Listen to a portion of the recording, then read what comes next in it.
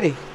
Good evening, everybody. Welcome to the BNR Racing Network on YouTube here tonight for race number 10 at North Wilkesboro Speedway here as these BNR Truck Series drivers continue to fight for their championship run, which ends in a couple of weeks. North Wilkesboro, the historic old track that they actually ran this year in the trucks, and they had the All-Star race here.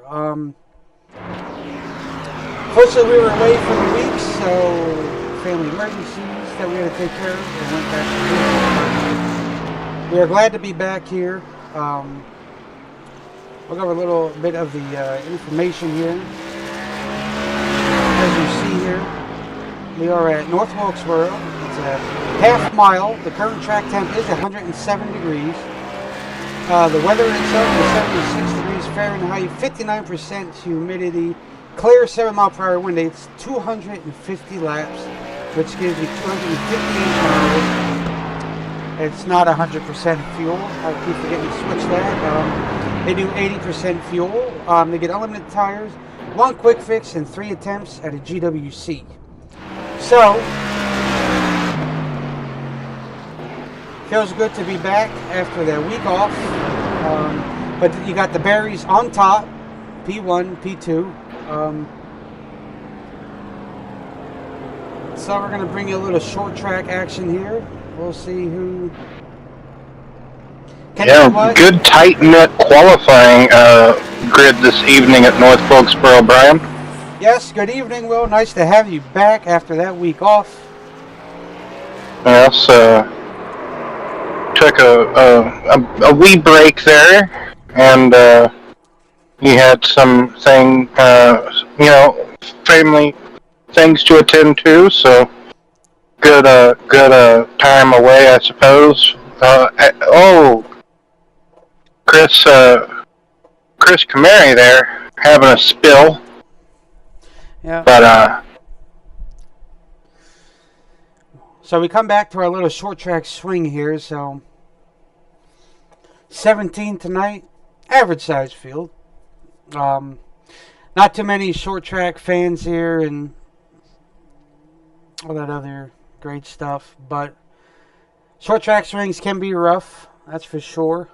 So hopefully they tick the laps down quick and then actually have a good race. The truck race that we saw on TV actually was not bad, but that was a pretty good race. Yeah, that was also everybody's first time on the track.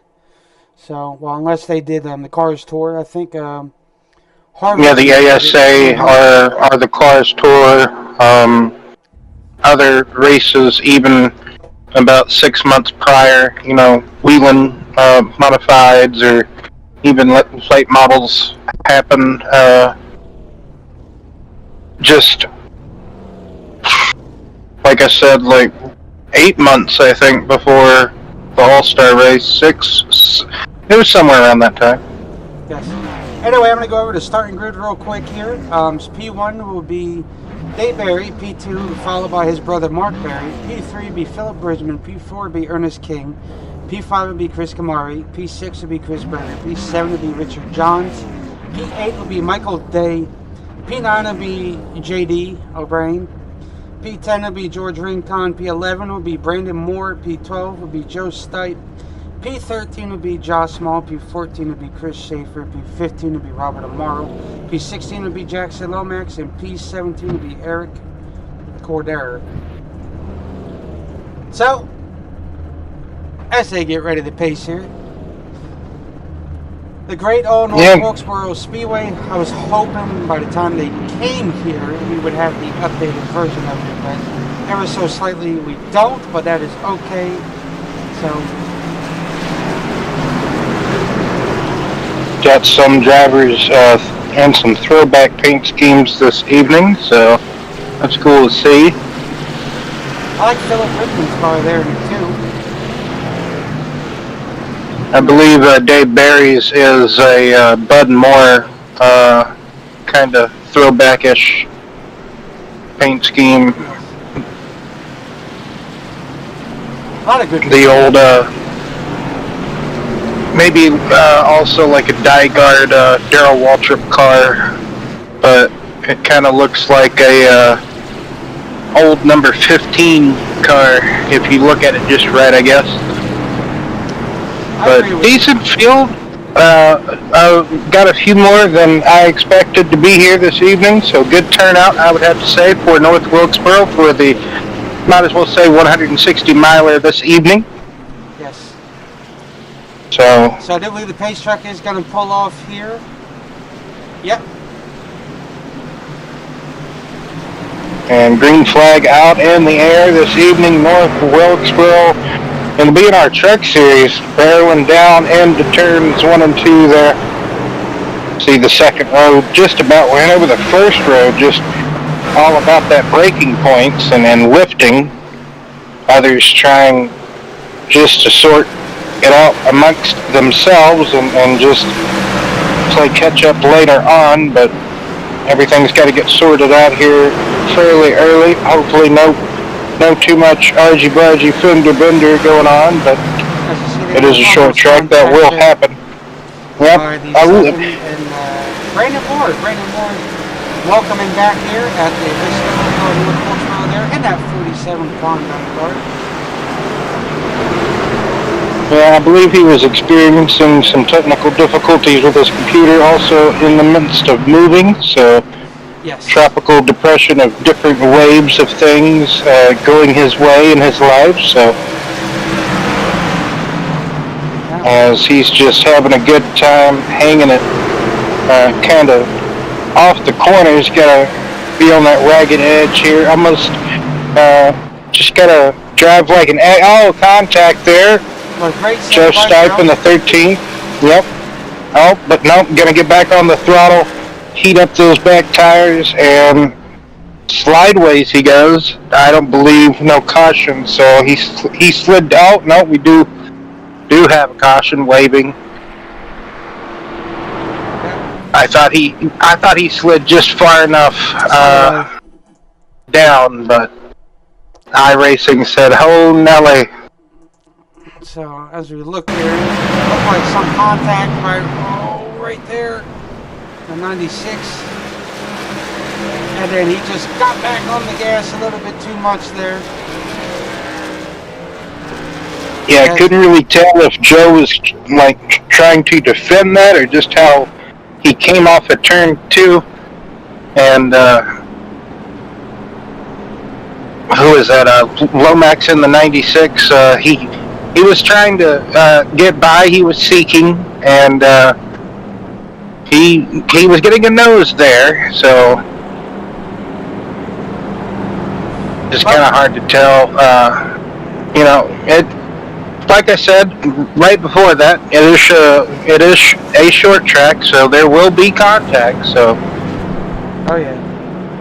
But while they're under caution, Will, why don't you try to do your best to sum up a little bit the history of North Wilkesboro, because I didn't get you to do that earlier. So right before they go back green, maybe you can give a short little brief detail about North Wilkesboro. Well, North Wilkesboro, very old, famous, historic short track in the southeast North Carolina, so that part of the United States, and just to shape the different changes of the track that it is. It's a very difficult technical short track. It can be. It's been around for a long time, as far as it was as on the schedule as long as Martinsville has been, if you don't count the 20 some odd years they didn't go there. But from pretty much from a little bit after the beginning to 96, they came here for a good while. Richard Petty holds the most wins here as far as in any division or top category, I guess you could say. But getting doubled up running here. Well, thank you for that little brief history there. Always good to know every track we go to. That's why I leave it to you. You can go with it. You see Phillip got a little spun there, a little hit in the rear end by Richard Johns. Got one into turns 1 and 2. By the way, yes, Ernie, we will always have a great show. Every time me and Will are in the booth, we always get a great show by you guys. So thanks for chatting it up, and yeah, we're looking forward to chatting with more of you guys. But Will, also in motorsports history, I don't know if you heard it, but you might have. Keep up with your motorsports. Recently I saw it was Marco Andretti trying to go to F1.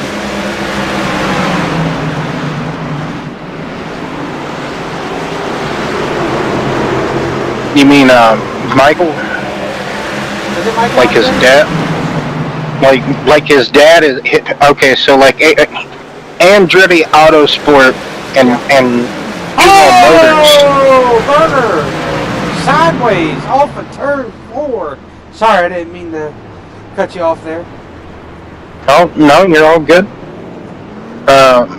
Andretti Autosport, basically, you know, the same team. He just got loose out of turn 4. It looks like might have been, could have been some net code involved with Phillip behind him, but it looks like he just got loose coming up. Yeah, good angle right there. You're gonna see just the back end just whip right around once he tries to get up out of the corner exit. That's what I meant earlier about how odd it is. You know, you're diving into the corner, then you know you're kind of juking out, kind of just that way that the truck or the car comes up out of the corner onto the straightaway, then down the slope, up the hill. You know, it's a quite odd short track. But Michael Andretti, Andretti Autosport that races in IRL, and he partnered with Wayne Taylor Racing in IMSA. Okay. He co-owns cars down in the V8 Supercar Series with Zach Brown of all people. It's called Andretti United, that co-ownership that they have down there. Anywho, so like Andretti Autosport, their bid got accepted, as far as I know, in the past like week or two. I think the FIA approved it, if that is what you're talking about. Yes. To That's what I'm saying. become a team. Yeah. I think they were looking to do that in 2025 or 2026. I just seen it was weird. I'm like, I just seen it popped up, and I'm saying when I was in Jersey, I'm like, I wonder if Will saw that, because I'm like, Will. Yeah, they tried to get paperwork and everything all drawn up, like basically at the beginning of the calendar year for F1 this season. They got a bit delayed, bit behind with it. Then they finally got it all straightened out, and they basically their paperwork to put up X amount of dollars to basically try to be a team on the grid, you know, in the series, basically, because you got to bring money to the sport in order to be a team in F1. And also that's how it works in also some other racing series. You just can't show up with a race team. You got to show up with kind of cash in hand in a way, or like a phrase about it. Back to green here. But yeah, that'll be something I think, like I said, in 2025, if Andretti can get that F1 team going, it'll be surprising if he will take, you know, current IndyCar stars that he is, I guess you could say, been grooming or trying to mentor, or you know, like say like Colton Herta, or other drivers that, you know, back to Formula One, because some people view IndyCar. Oh man, huge crash here. Yeah, that involves Josh Small. Looked like a little checkup.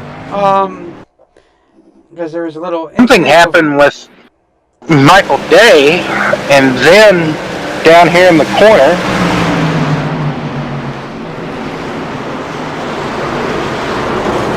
Josh gets... I think he just gets loose there as he turned into the corner. Wonder what happened to... There you go back, Michael Day. See what happened to Michael. I think he just went left and hit the inside wall or something.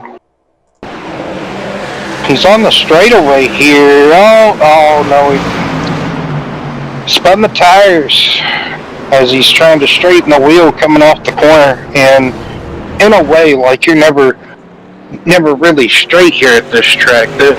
You're always kind of struggling the car, kind of wheeling the... So, you could be straight for just a bit, but then you're just back to manhandling the wheel or just kind of tugging at the wheel and that direction you're trying to get the car straight in, or in this instance a truck. I keep saying car this evening, love it. So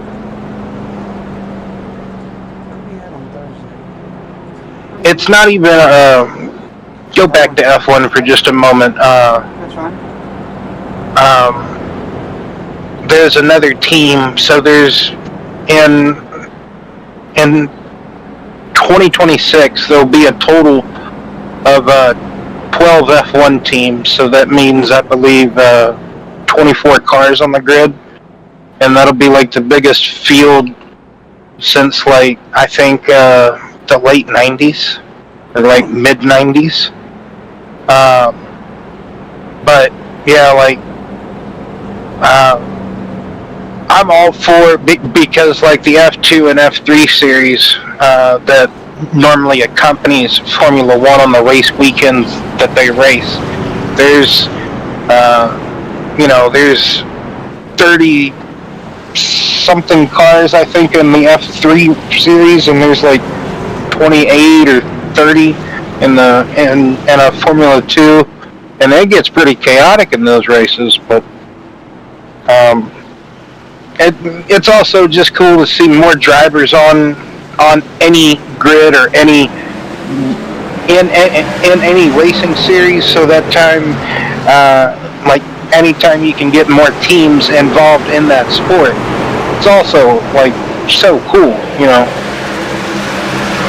But yeah, back to green flag racing here. Something to, I guess, just jib jab during the cautions. Just talk about Formula One. For the most part this evening, here and there, restarts has been pretty good. It's just, the drivers just kind of making driver error, driver mistakes, or just I like to use the phrase, it just turned too good, and just had a wipeout session, I guess you could say. But well, we can remember last year, or the year before that, how Phillip was on the outside lane. Yes, you can get that outside lane to work. You just got to get people to run up in it. You got to get that rubber laid down, and all about knowing how to run out there in that outside lane. Oh, save it, Joe. I don't know if Joe saved it, but he became, I was going to say he became a John Deere tractor for just a moment. I know he's got that Scott's fertilizer on the truck, but it looks, if you squint in just the right way, it looks like those John Deere paint schemes from back in the day.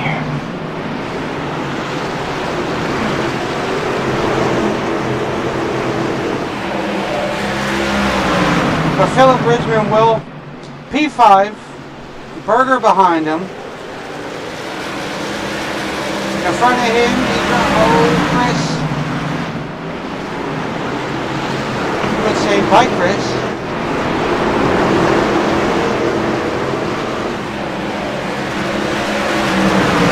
That low lane is a little loose, was reports that I was getting throughout the majority of the night. That low lane can be brutal. You see a lot of the drivers there just kind of riding a little, like a half a lane up off that curbing. There is some curbing here at North Wilkesboro, and it's curbing you might find out on a low sidewalk, I guess you could say. So going into turn 3, I believe, there, if you can get a good shot at it every now and again, that backstretch camera that points towards turns 3, and just look down at the grass and you see a bit of that curbing there. Don't want to get too far down there and hit that, but for the most part, yeah, it's like you say, in that bottom lane, a bit treacherous, and it's going to be. Keeping it green, not bringing out the yellow. That's what we were told about Will. Also turns 4, held loose. The back and B of these trucks. But Brandon Moore is starting to reel in. Oh, Chris. No, Chris Camary going for a ride, and he pounds the Armco, even though, once you get on that grass, it's almost like driving on ice at times, Brian. It just makes you go, into that wall just as fast as you were going, it seems. So, that will be the 4th caution of the evening, I do believe. Yes. So, interesting. Sometimes, I remember sometimes in the recent, or not really recent, but past North Wilkesboro races, sometimes that would not be a caution. So he got lucky there. Oh, yeah. Because, for sometimes you work on that back straightaway, unless you come back up on the track. It's like if it's down there in the grass, before, like those races that you were alluding to earlier, sometimes they were just like, oh, he's in the grass, it's fine, keep racing. So, which that is how it can be sometimes, though, on iRacing. It can be kind of tricky. And, oh boy. Schaefer gaining a lot of spots here on pit road. So maybe 2 tires, or maybe just a splash and some tires, or something occurred to gain that track position. Good for him. I think that was Rincon. Yeah, that one was Rincon. And the 20. Yeah, 29 was Rincon. Okay, yep. I'll go with yes, indeed. I was just watching the race off pit road, and I thought it was Schaefer's truck, but no. You're right. All good. Darn my eyes that deceive me. So Richard Johns is going to cycle out to the leader with Chris Schaefer behind him. Then it'll be JD, then Dave, then Rincon, then Barry, then Bridgman, then Moore, then King, and Berger. Your top 10 here. Yeah, because we get these cautions at weird times throughout the race.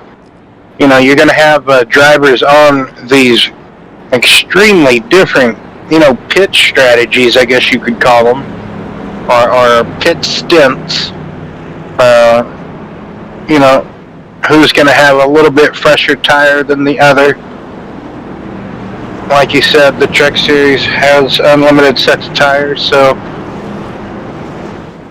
And North Wilkesboro, definitely a place where tires are key and a big, huge factor. And you really would want to tire conserve the best you can if you know you're going to get those long runs. But if you're just going to get periodically short runs, and then you could pit, get another fresh set of tires, gain a couple of spots, then the chain of events keep unfolding. As green flag back in the air, Richard Johns trying to lead him off the corner, but Schaefer out there trying to give threat. Dave Barry already back on the heels, though. That 3 wideness just about as they shuffle through. a little bit of contact might have been made between Rincon there and the 7 and the 47 and the just pick. Oh no, Chris again. Wonder if there was contact made.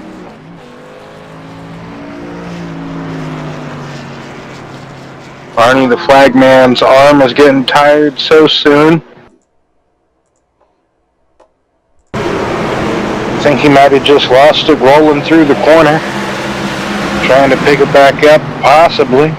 Gonna look here. Oh, just no, not even rolling through the corner, on corner entry. That rear end said, I'm gonna kick out.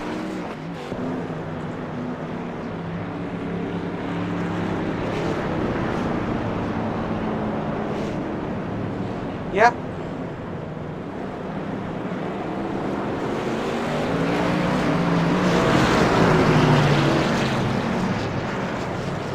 Fresh tires, that will do it. So Richard John still in the front. With Dayberry to the outside.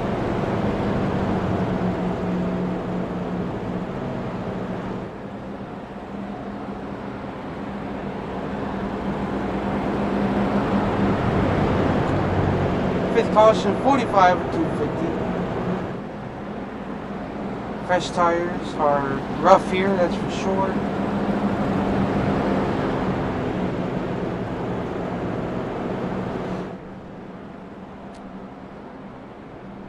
You got the two Berries, P2, P3, your first and second place qualifiers.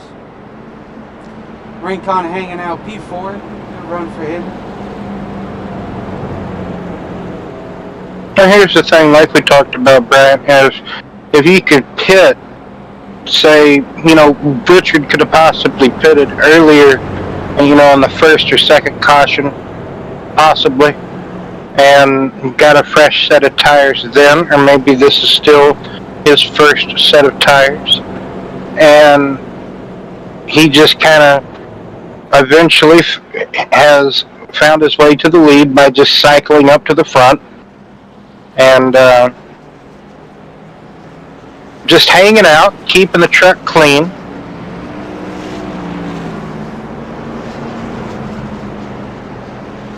Oh yeah.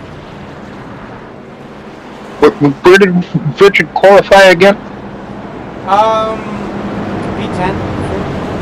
Oh, see, so just did someone join? That is Chris from One Car Studios. Oh, hello, Chris. Just ruined my own night. I figured I'd pop in and give my own commentary for a second. Yeah, what were you struggling with there, Chris? What kind of give an insight to, what some spots coming off the corner, I don't know, some spots it's just really loose. Sometimes the back end, the two that got me in trouble is my back end come loose going into the corner, and just two self spins. There were cautions that were all my fault, so I gotta dip out. Unfortunately, this is the last track for a few weeks that I'm really enjoying, as well as it seems like I actually showed some pretty decent speed here tonight, so I'm on that one. But I guess I'll go to bed and wish luck to all the other competitors, and you guys have fun with this one. Thank you. Well, good to hear from you, Chris, and sorry that you were struggling this evening. Like you said, It looked like, there was pace there, just unfortunately just had some mistakes or just some miscues there, trying to get the truck pointed in to the corner there. So, hopefully... I guess the only positive thing I can say is I won't be as tired at work tomorrow, because I can go to bed now. Yep. All right, guys. Thanks for talking to me. Have fun. Yeah. Yep. Best of sleep to you. All right, thanks. And best of luck as well coming in the following weeks.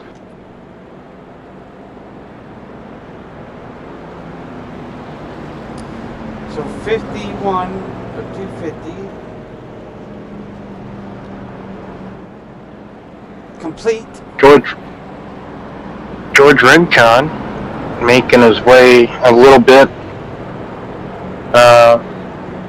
Well, they're in second place as we get periodically these few green flag laps in here and there. Looks like he kind of got by Dave.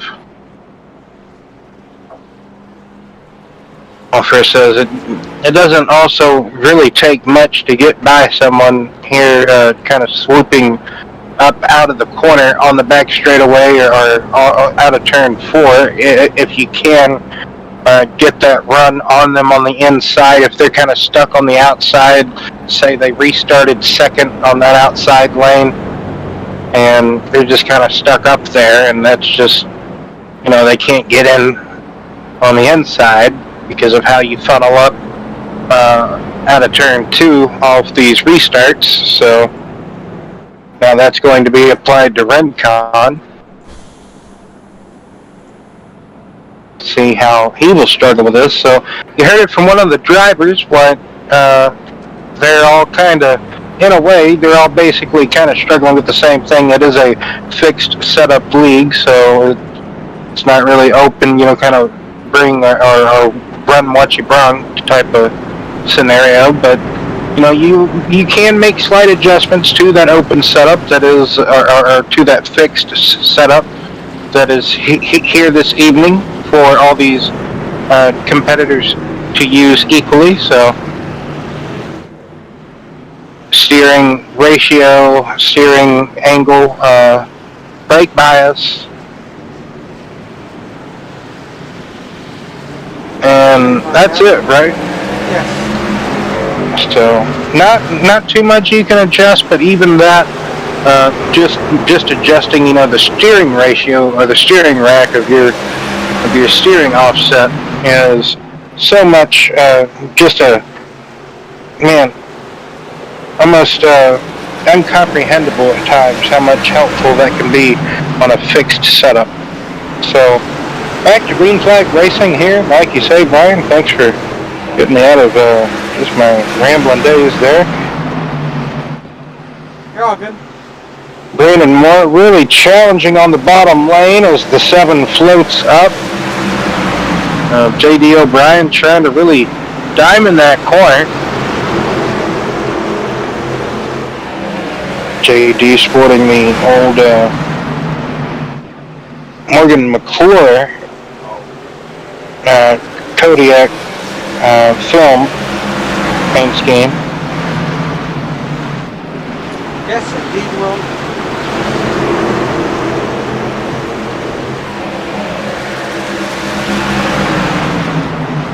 So the front 6 kind of just getting in a line, and then you got O'Brien and Berger back here, and then there's the front. Ernest, is that Ernest? That is. Well, that was one of the top 6 that was trying to break away within a second and a half of all of this hornet's nest. And so once again, the struggle is all for turn 4. yeah, turn 4 has been one of the struggle spots for sure. It's mainly, getting that power down coming off of turn 4. Mainly, you don't really have to get it down. Just juggle it underneath your foot. That pedal, or maybe you don't even have to get back. Just 25% it. Anywho, but maybe too much wheel input, maybe working the wheel too hard, Ernie. But anywho, that's kind of sad. Ernest was trying to have a top 5 run this evening, and just got away from him there out of turn 4. Oh, yeah. I'm pretty sure we've seen it every angle of this track, as far as just how difficult it can be, as far as the drivers losing it on corner entry to 1, exit of 2, going through 1 and 2, entering turn 3, and then just exiting 4, just trying to get down the start-finish straight, without slipping your tire really, or getting off of turn 4 to get down the straightaway so you don't slip the tire.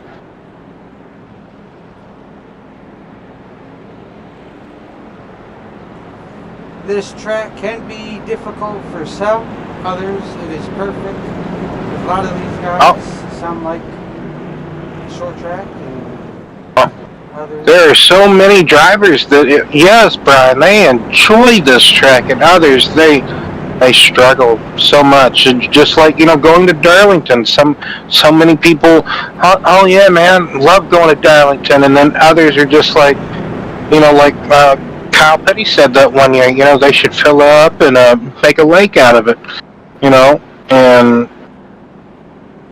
but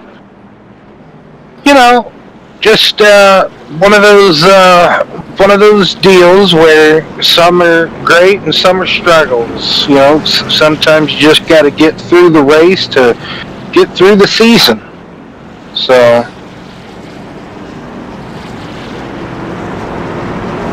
Brandon Moore, Mark Berry. Yes, Mark Berry, then Brandon Moore. So. And then Berger, Stipe, and Chris Schaefer. That's the top 5. Then Lomax, Josh Smalls, Richard Johns, George Rincon, and Dave Berry getting the green flag here, finishing out the top 10 there. Mark Berry chose the outside lane, so I like seeing that here at North Wilkesboro. I do believe that would be the lane I would want to restart in. Also, it just seems like a good advantage not being in that bottom, having to have the chance of spinning the tires on the bottom lane. Just like we said earlier, these restarts been really racy. It's just everybody, who's going to make the next mistake. I'll go to JD.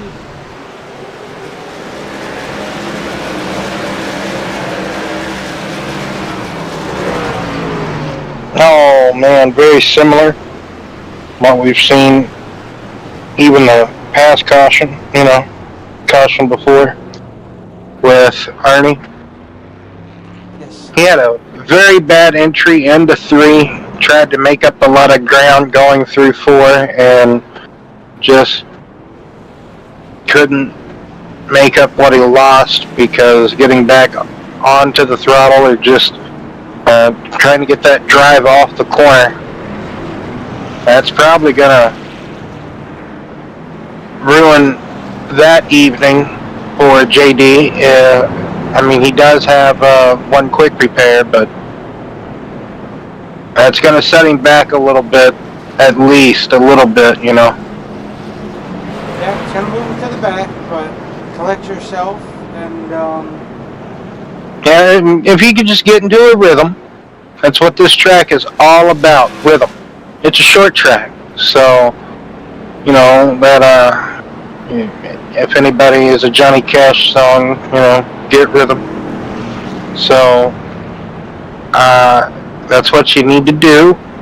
Find yourself in a rhythm. Race the track. Don't worry about who's in front of you, who's restarting beside you, who's restarting behind you. It's good to know not to run them over, per se, but, race the track. Yes, indeed, Will, I agree with you. Give each other some space, get spaced out a little bit, set your rhythm, and then you'll be golden.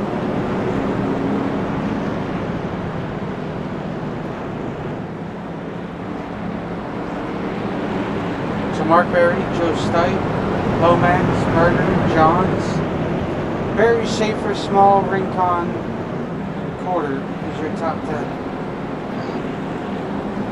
Just outside the top 10, you have Philip Bridgman, Robert Amaro, Brandon Moore, and Ernest King.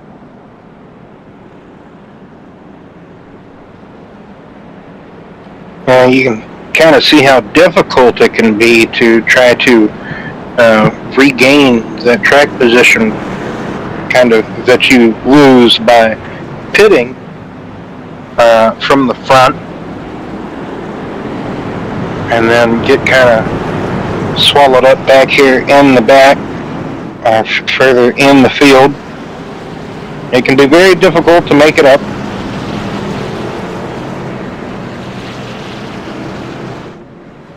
Mark Berry choosing the outside lane again, coming to the restart zone here. Got the teammates of Berger and Lomax in the second row. And Lomax was trying not to run over Joe in the bottom lane. So we had a bottleneck for just a moment, but everybody seems to have kind of gotten in tow.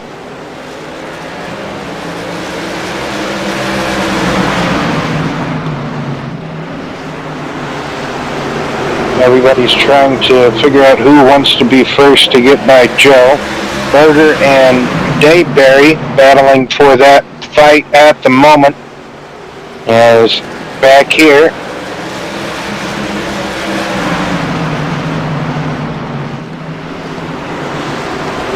you got Rincon, Johns, and Lomax. A little bit of touching going on between Lomax and Richard goes sideways into 3. That's going to be heavy contact from Schaefer, I do believe. Schaefer kind of torpedoed him in the left rear.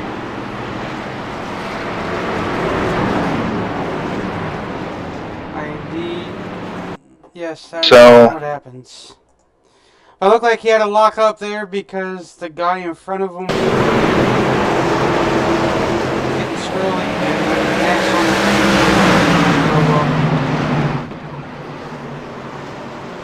yeah, he was most definitely trying, from the looks of things, trying to give his fellow competitors a bit of room there going into turn 3, and could have had a little bit of wheel hoppage, like you say, getting into turn 3, getting on those brakes, and just could have had some brake chatter and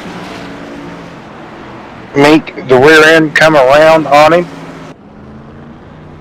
Like you say, a little bit of a reaction as well of the two competitors in front of him, Berry and Lomax, battling for that third position. I do believe that was third, so he was trying to compensate for that. Also, Lomax to his outside, then they were going to turn into turn 3 there, so driver coming off of pit road we haven't talked a lot about.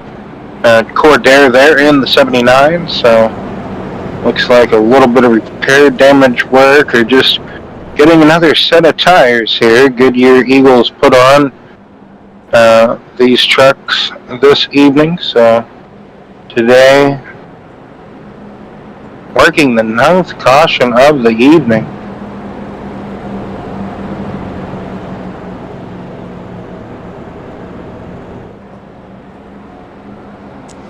Yep, the short tracks.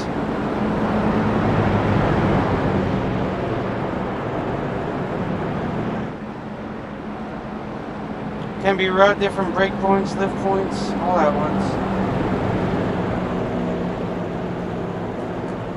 Yes, most definitely, Brian.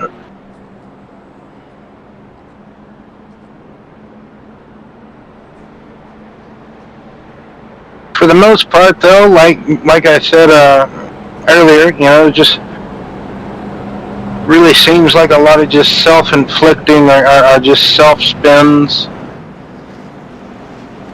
And sometimes it just becomes a little bit bigger because, you know, you got a car or truck in the middle of the race, you know, course, and there's going to be somebody to hit it. So teammates Berger and Lomax starting on the front row. Then we have Bridgman and Smalls in row number 2. Looks like yes, Ernie and Moore. Green flag back out in the air. Stevens restart, so everybody flowing through the back straightaway into turn 3. Lomax trying to put up a challenge on the inside, but Berger has that momentum. That outside lane really come into good form, I would have to say. And we got one going around in the back. Looks like Josh Smalls.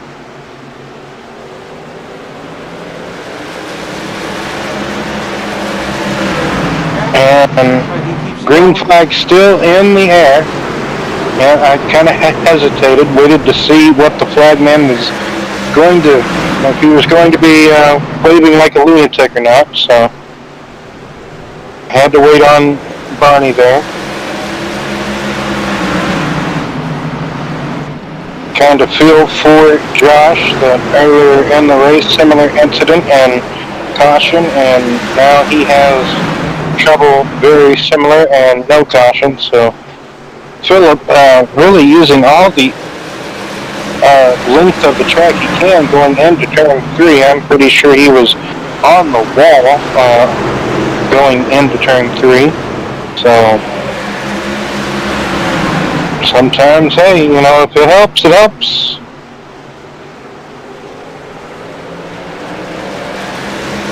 Oh, gets sideways, thinks he gathers it up. So just gonna lose a lot of time, track position, a lot of momentum. Got to get that momentum built back up again. Philip was, yes, he was able to lock it down, do believe, before no damage was done. He didn't take no damage. He got it back up in gear. Now battling. Oh, contact was made. That was Robert Amaro and Dave Berry. Yes, Dave Berry, Robert Amaro, 77 and 56. Unical and Valvoline having a dispute over the oil.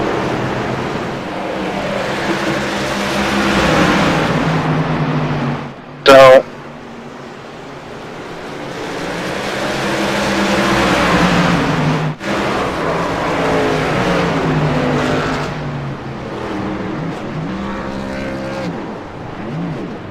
really got to say, I do believe Robert has really improved on the short track side of things when he really tries, and oh goodness gracious.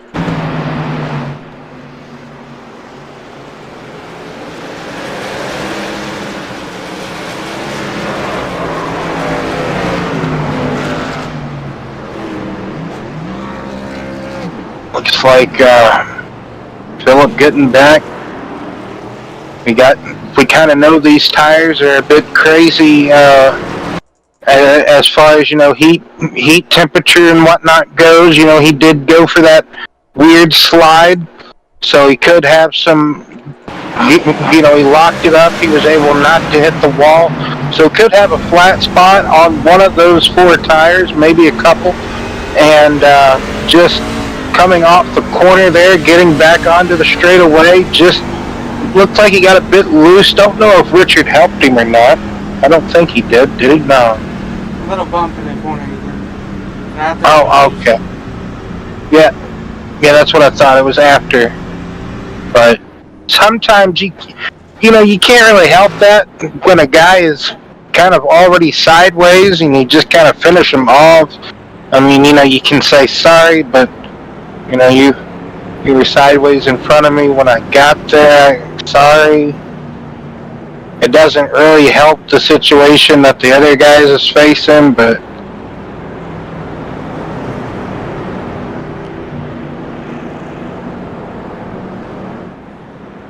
.90 of 250 complete here.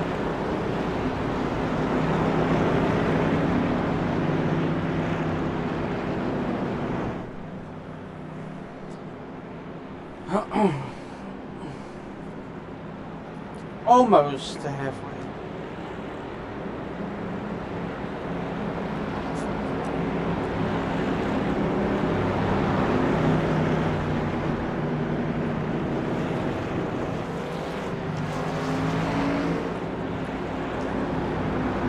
So Ernest King will lead the field back to green.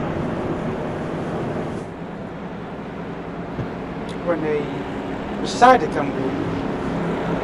Yeah, that's what having, a chance of having a fast repair does. You have that option to basically get a brand new vehicle and hopefully not make the same mistake twice, because if you make it twice or get caught up in something, some other mistake, but mainly don't make the same mistake you did to find yourself sitting on pit road with a bunch of damage that you have to sit there to make it, you gotta wait. Sometimes the race is just over. So well, Thursday we see these boys back in action at Darlington, so we'll be able to catch up with Darlington again since we missed it. So it'll be Thursday night. No, we missed what? Oh no. Trucks at Darlington When? last week. Oh, Actually, good point, I suppose. Yes. so, Rincon with a little contact. Good save by Rincon. Good driving by Rincon. That is Rincon. That's how Rincon drives. No good people smart back. That's why everybody respects him. So.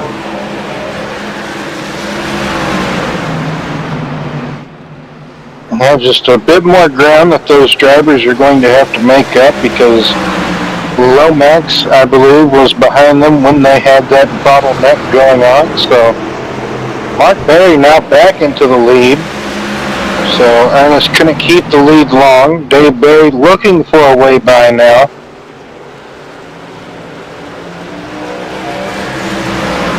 Ernest, he's trying wholeheartedly to keep that second place.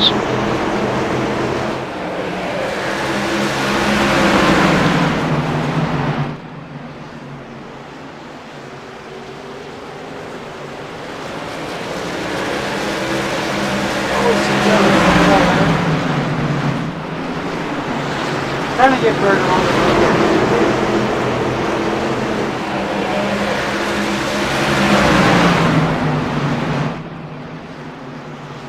Yeah, Joe has these really good lines sometimes, every now and again, like he's doing now, just right, really, really, as close as he can get sometimes to the wall.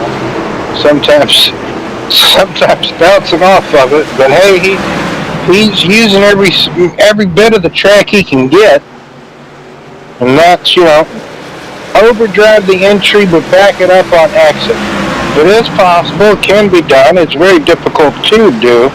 It can lose some ground, but hey, you're still getting through, you're still getting around the course. Yes. Lap 100 of 250.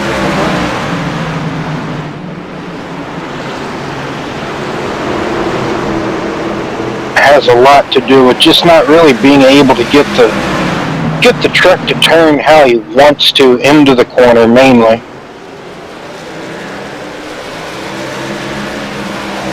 Oh, that time it turned too good for him, so.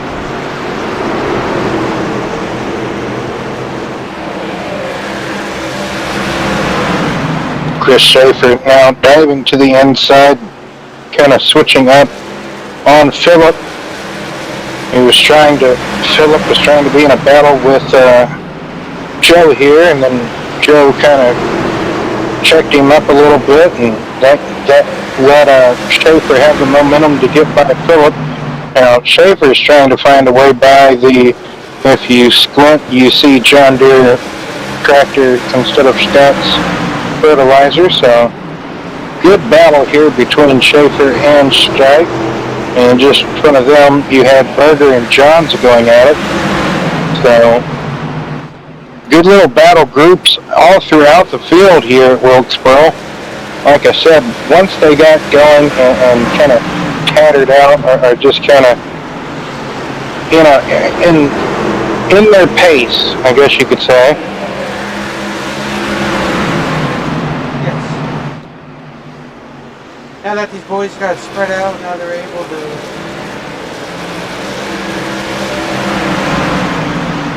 run the laps.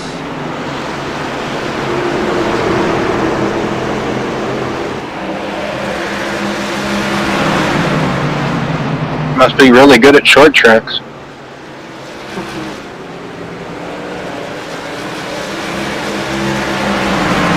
He's got a decent lead over brother David. Just over a second and a half here. So, Ernest King. Yes, indeed. Richard having a moment. Don't know if that was all to himself or with a little help from a friend. That was all by himself.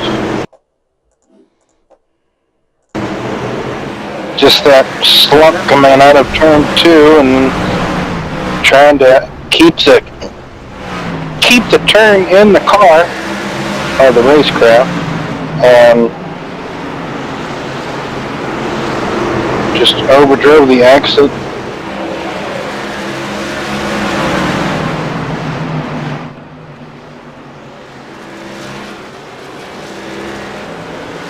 For 109, these boys did get spaced out.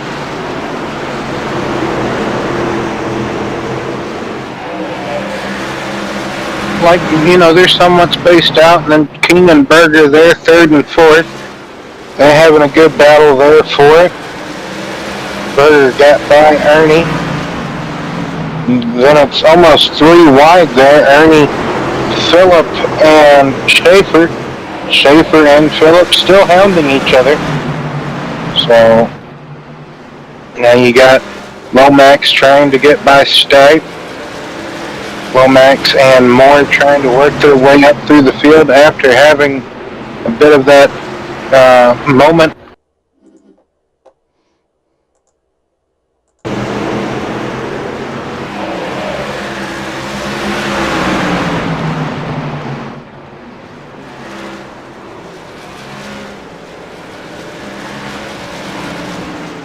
Oh, just got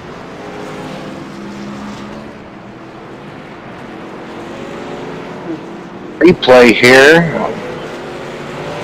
That's like the same thing that Kamari did earlier. Well, Lomax also did the same thing earlier, so I want to say, so yeah, multiple incidences of just turning into that, at the moment, let's just say treacherous turn through.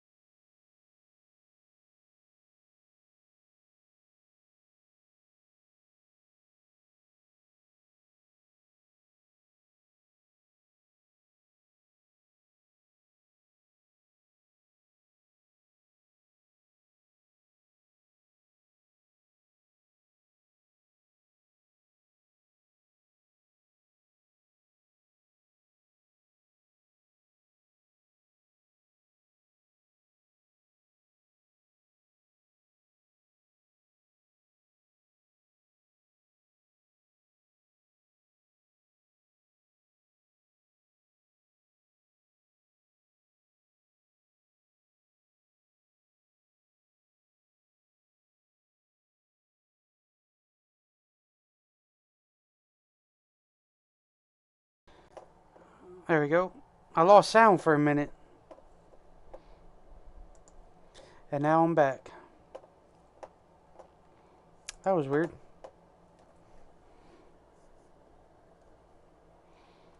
Everything, my headset, everything. But we're back, we're running, we're good.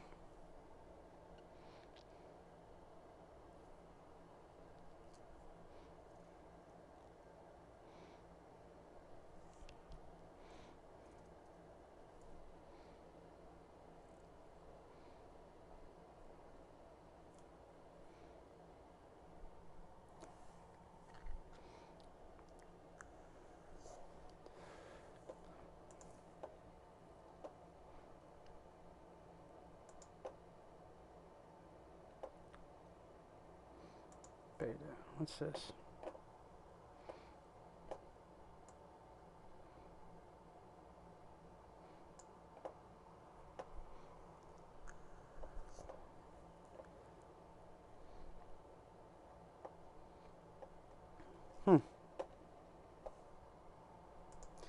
Anyway, Will, as they get loaded back up here,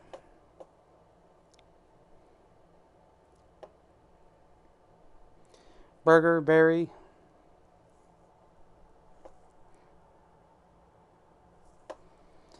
restart his back out.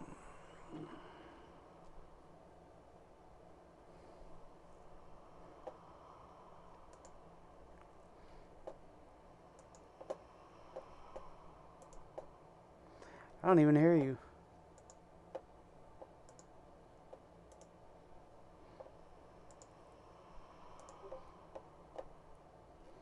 Sound. Yep.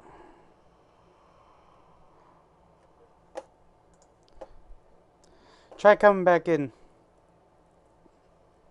I don't even hear you.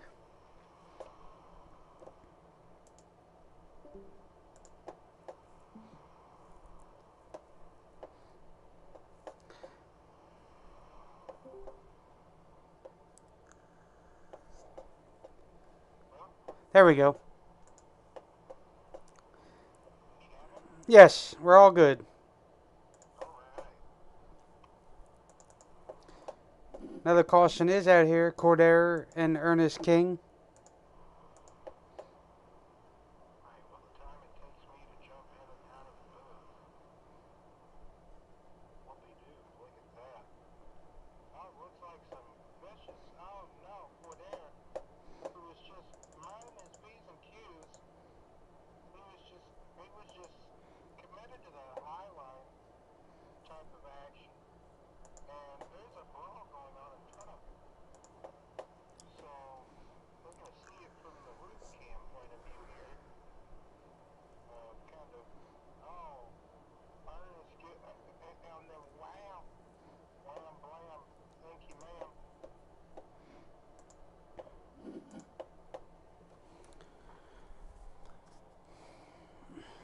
Yeah, that was called send it in a little bit too hard. I'm trying to lock it down. Got to the quarter of Brandon Moore.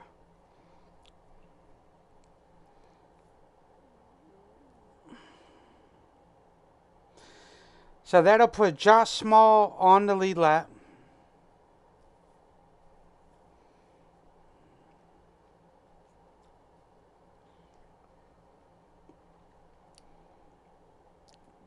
So he would stay in P10.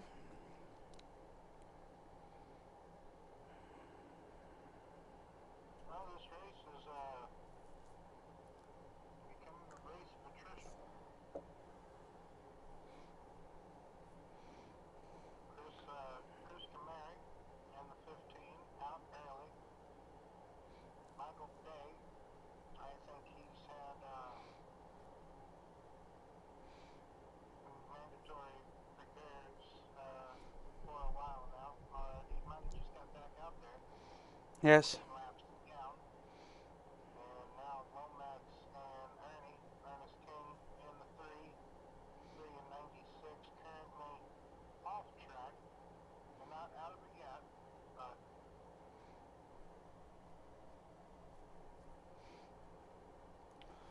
Oh,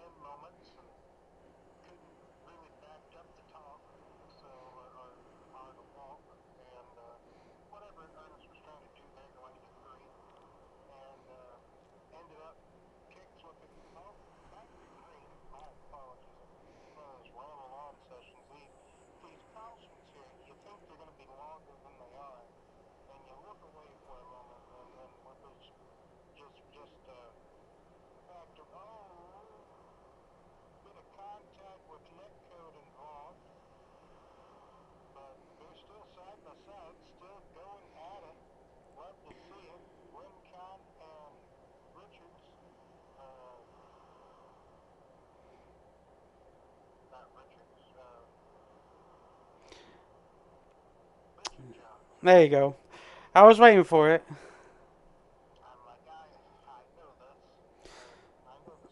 Well, as you see there, Will, Phillip got back up to the top 5, battling Dayberry for the P2.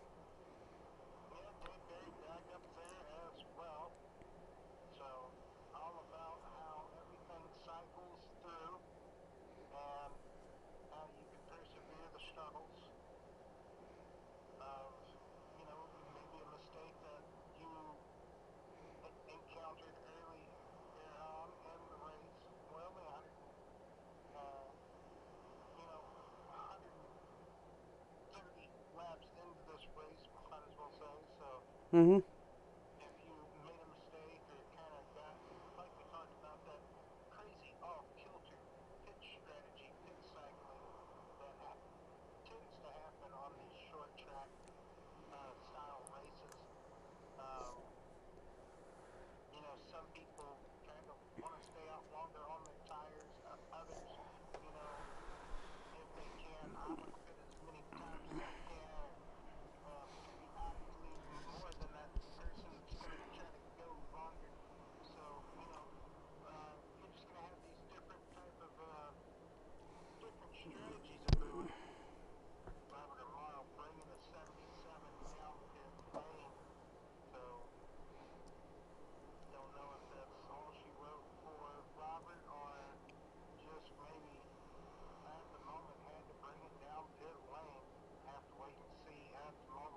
Now he's back out.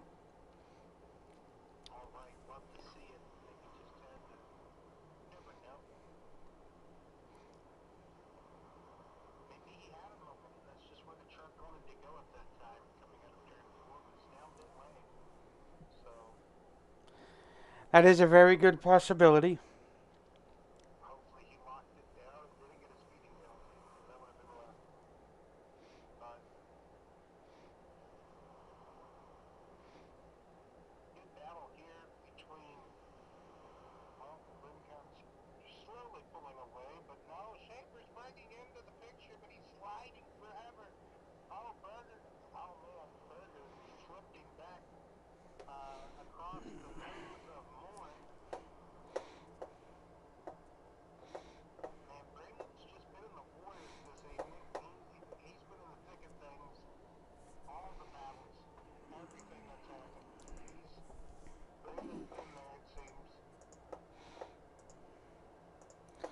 Yep.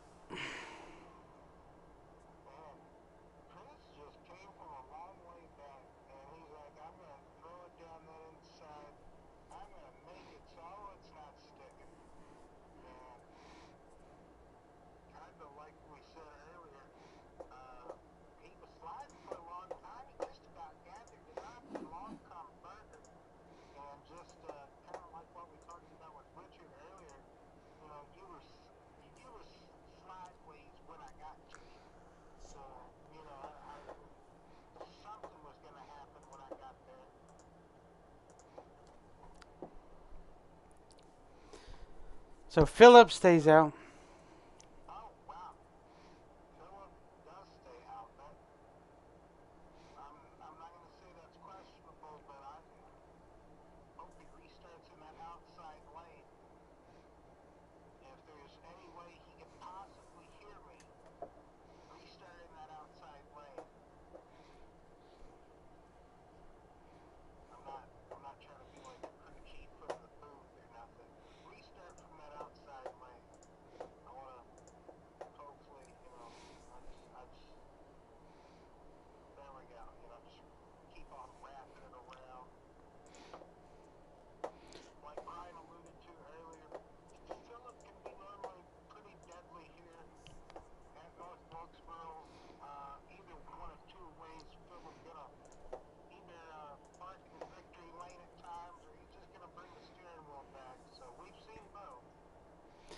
Yes, we have.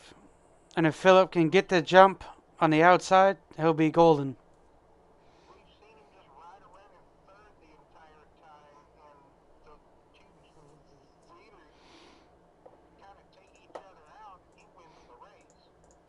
That's it.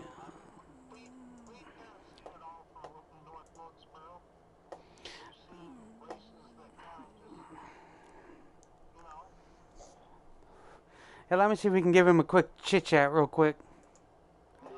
Philip, you got a copy? Hey, what's up? Well, it feels good to be back. You are currently sitting P1. I know these caution laps go quick, but anyway, what's going through your head at this current time? Like, are you going to keep staying out from here on out, or what? I know these caution laps go quick, so I don't want to interrupt. Definitely going to swing back in shortly. Figured I'd just try to jump out to get a lap lead or two, and then hopefully make it back up here later on when we get some more fresh tires. All right, sir. Yes, sir. We'll bring you back in because I want to say something else to you, but best of luck to you and enjoy. Appreciate it. You heard it. As he takes the restart. Which, by the way, Philip did lock up the regular season championship in the Xfinity side of things.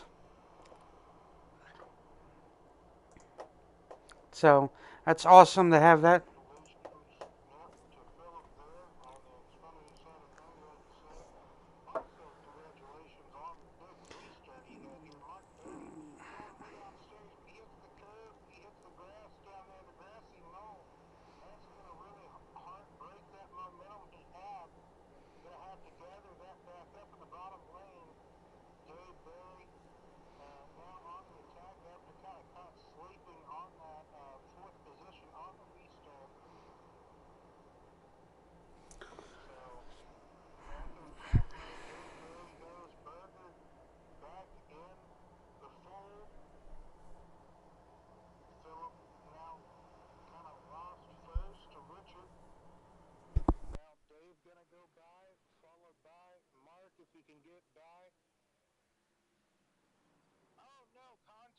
Between Rincon and Mark. Rincon got attached to the back of Mark's bumper, the tailgate there. Whenever Mark tried, I guess Mark thought he was clear. Mark tried to clear himself, coming off of turn 2, take the racing line down the back straightaway, and that would be to swoop up towards the wall. And Rincon was still there. So I would imagine a bit of left front damage on the Rincon machine on the 29. But doesn't look like enough to write home about as far as it being at a short track I would be concerned with.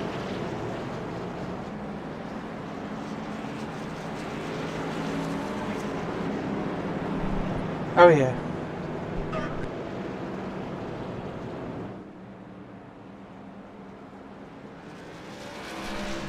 I had to fix it. They couldn't hear you on stream, but we got it fixed, so we're back good. You were very faint, so we got it back going.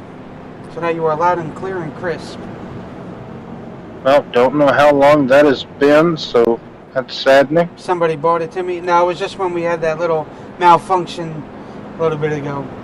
But now I want to go ahead and we can bring Philip in here.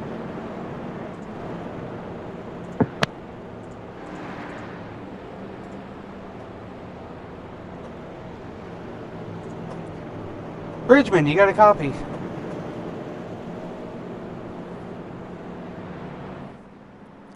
Yeah, I got you. My bad. Well, since now we have some time to talk to you, which is always good.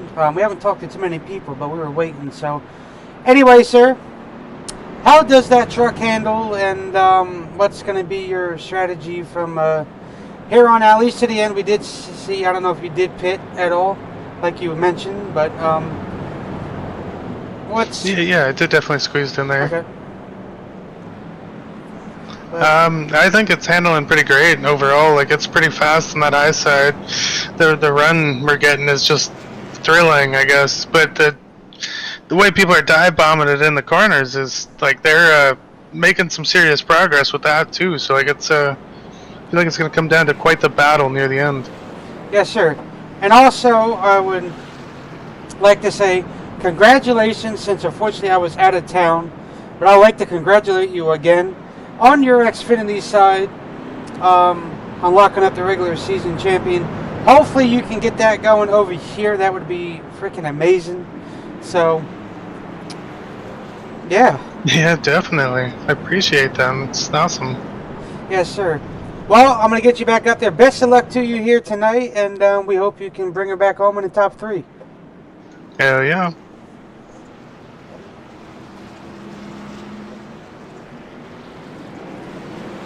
So as they take the green flag again, Richard Johns will lead the field back to green. 100 laps to go.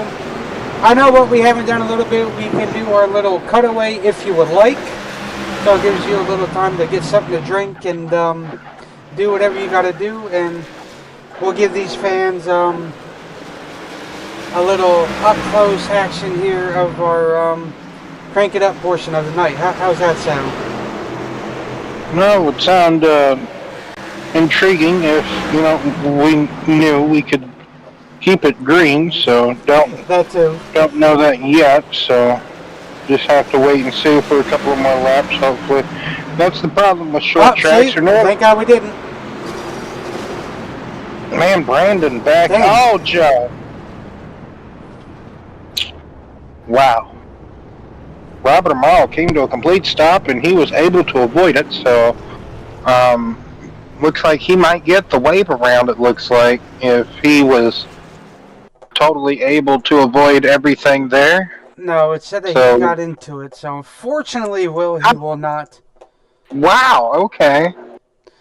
So as we watch back here, it looked like these two were just battling very hard. I would call this a racing incident. Barry came down a little bit too much, but then yet again, how did Robert Amaro get in that? No, he didn't. He stopped right there. Yeah, he stopped. All right, so he will get he will get it back. So that looked like a little racing incident, and Richard I guess he was going to have a late turn in on the bottom lane, maybe expecting Dave to float up a bit higher, maybe, perhaps.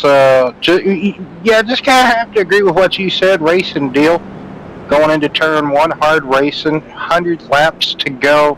Really, if you can get out in that clean air, get that rhythm going, might be able to break away like we saw Mark Barry do earlier, pull out to just over a 2-second lead. That's biggest lead, 2.25, I believe it was, all night this evening. And that one decent, almost want to call it a medium flag run here at North Wilkesboro, but if you would like to talk to Dave, I can pull him in real quick, give him a little holler. Yeah, up to you. Yeah, we can do that. Dave, it's Brian and Will. You got a copy? Yeah, how's it going? Well, doing good. How's it going with you, Dave? Oh, it's pretty intense out here. Everybody is driving hard. These sponsors are giving us unlimited tires. We're just having the BNR experience out here, just driving as hard as we can and having fun. Yeah, just maybe kind of what was your take on that previous incident you were kind of involved with it, Dave? The last couple of laps we had ran the same line, and I think he just ran a little bit higher line and tried to take my line away. And with him coming up the track a little bit, we just kind of met in the middle there. And yes, I guess he spun and collected a couple other cars. So yeah, I hate it for Richard. I definitely don't want to ever have wreck.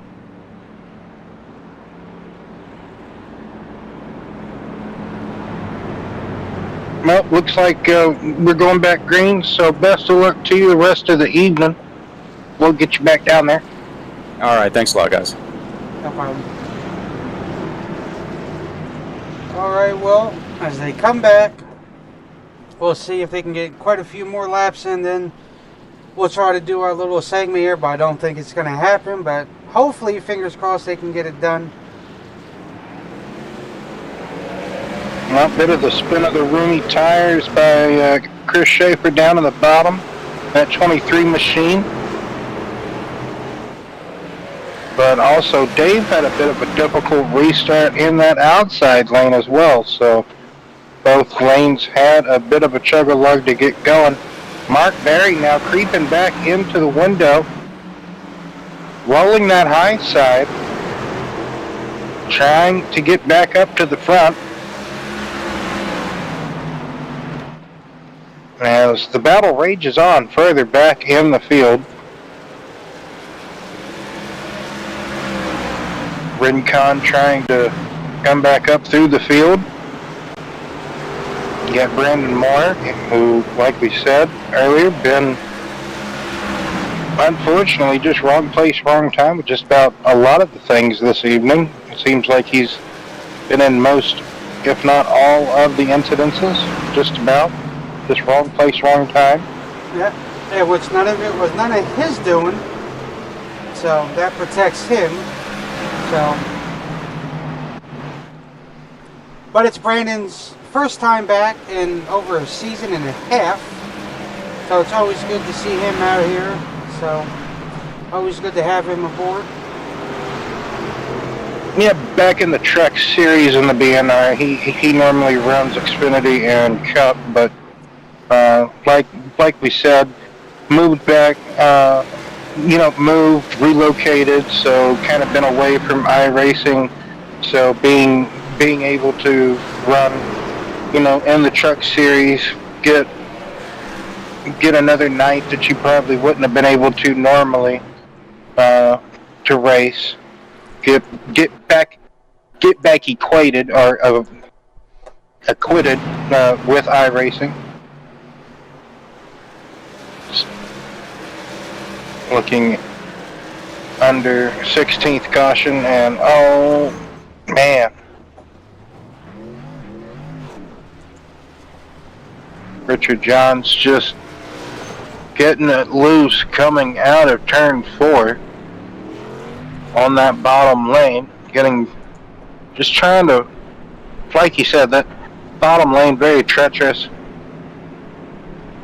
It's going to be very difficult for these truckers this evening. And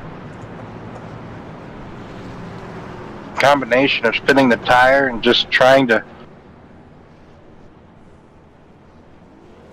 get the wheel back pointed straight a little bit more, but pit stops happening again. Just about everybody back down pit road for the exception of the 936, 7, and 79 machines. So Mark Barry, Berger, O'Brien, and Cordair stay out, and Rincon has another good pit.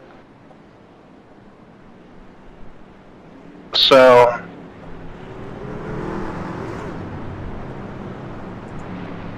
if Rincon can just get the long green flag running he needs, mistake-free, not caught up in other people's messes, I guess you could say, I think Rincon might have something for Barry, Mark Barry, if he could get up there to him. Oh yeah. Because at one point he did have some pace. Well, he is going to be starting P3, so. Yes, Cordair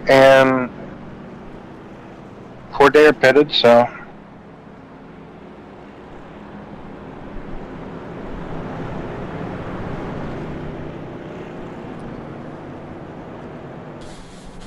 By the way, Cordair's back on the lead lap after going down a lap after losing his front fascia and getting caught up, T-boning, was it Ernest?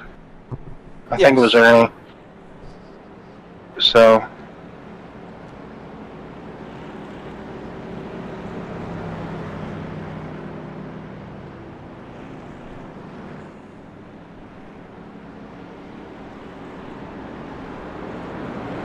So Barry's going to take the outside lane where he's been strong all the way through.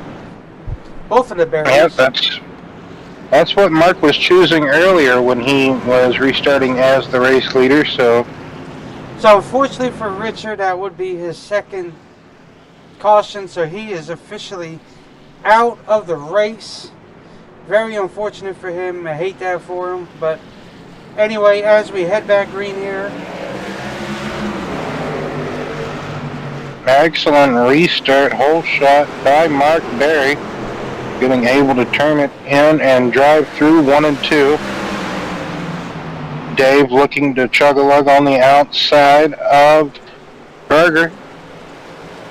Here comes Rincon in the turquoise machine, trying to decide which way he wants to go by. Brandon Moore now.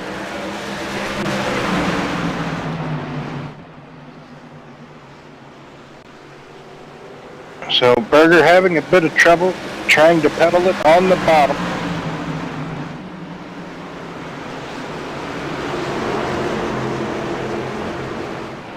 And Dave Berry just can't seem to get that drive off he needs on that outside. And they're just stuck in that side-by-side situation here.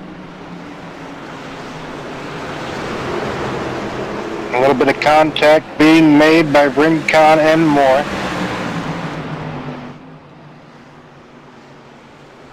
As Rincon... Don't be 3 wide.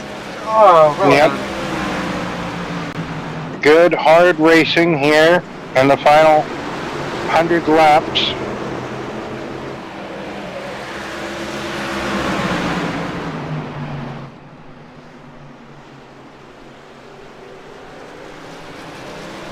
So Rincon's going to try to get it done on that outside lane.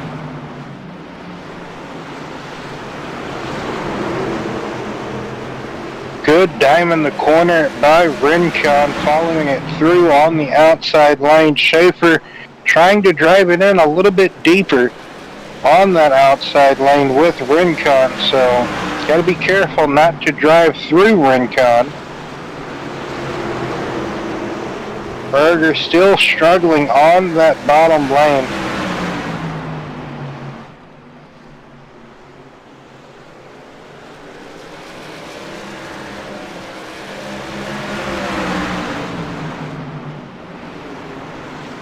As he finally gets cleared by him, now he can continue to run the lane that he wants to run to improve. Yep, now Schaefer's by, so Schaefer's going to probably try to put up a fight with Rincon, but Schaefer goes to the bottom. Now Berger decides to try to go to the top, take the line away from Bridgman. Good stuff back here, just a little bit further back from the front.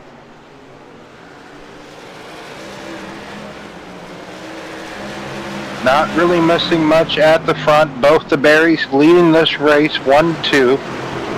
Then a slight couple of car lengths back to Brandon Moore. So that is the race at the front. But back here, side by side,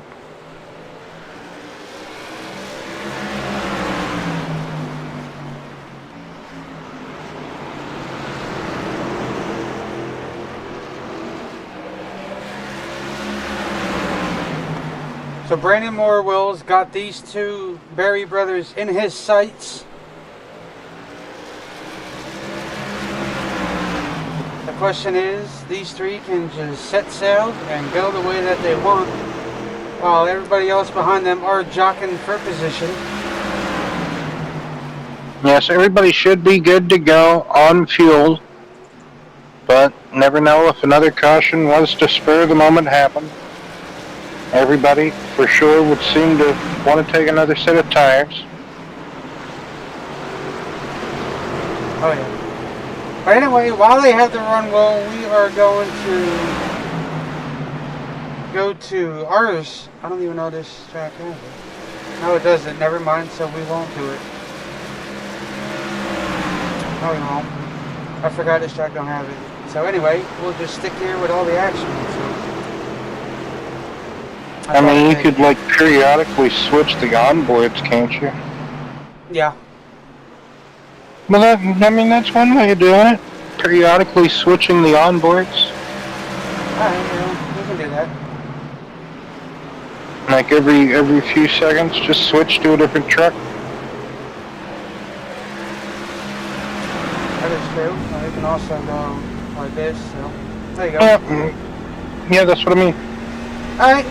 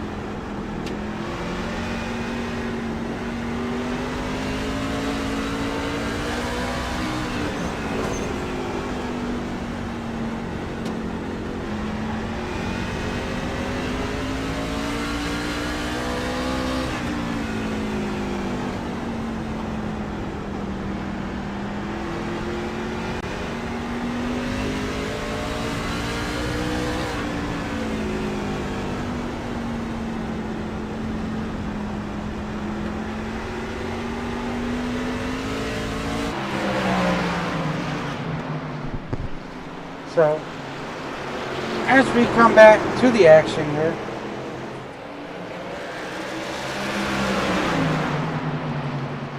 Yeah, we're on board with every single one of the competitors left out there.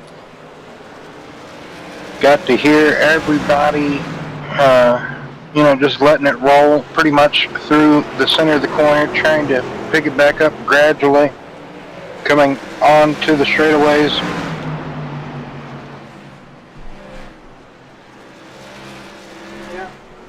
Cordair and Small in a good battle here. excuse me, that indeed Berger trying to get away from Small and Cordair, but just can't seem to get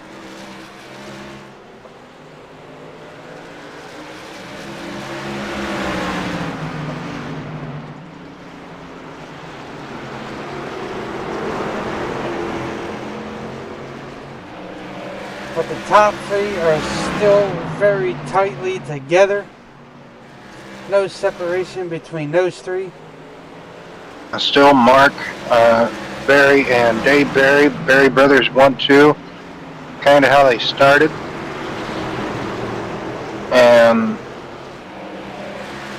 Brandon Moore, who has had an etch-a-sketch night, up and down, back and forth, beatered and battered,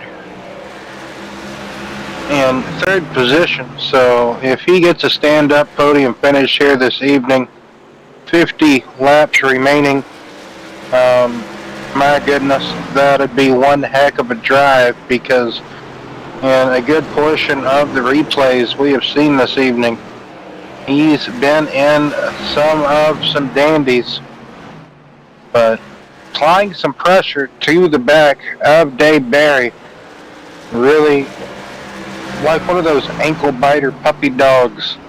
Brandon Moore is kind of being to Dave. That's kind of how I see that, if you could kind of imagine it. One of those dogs that...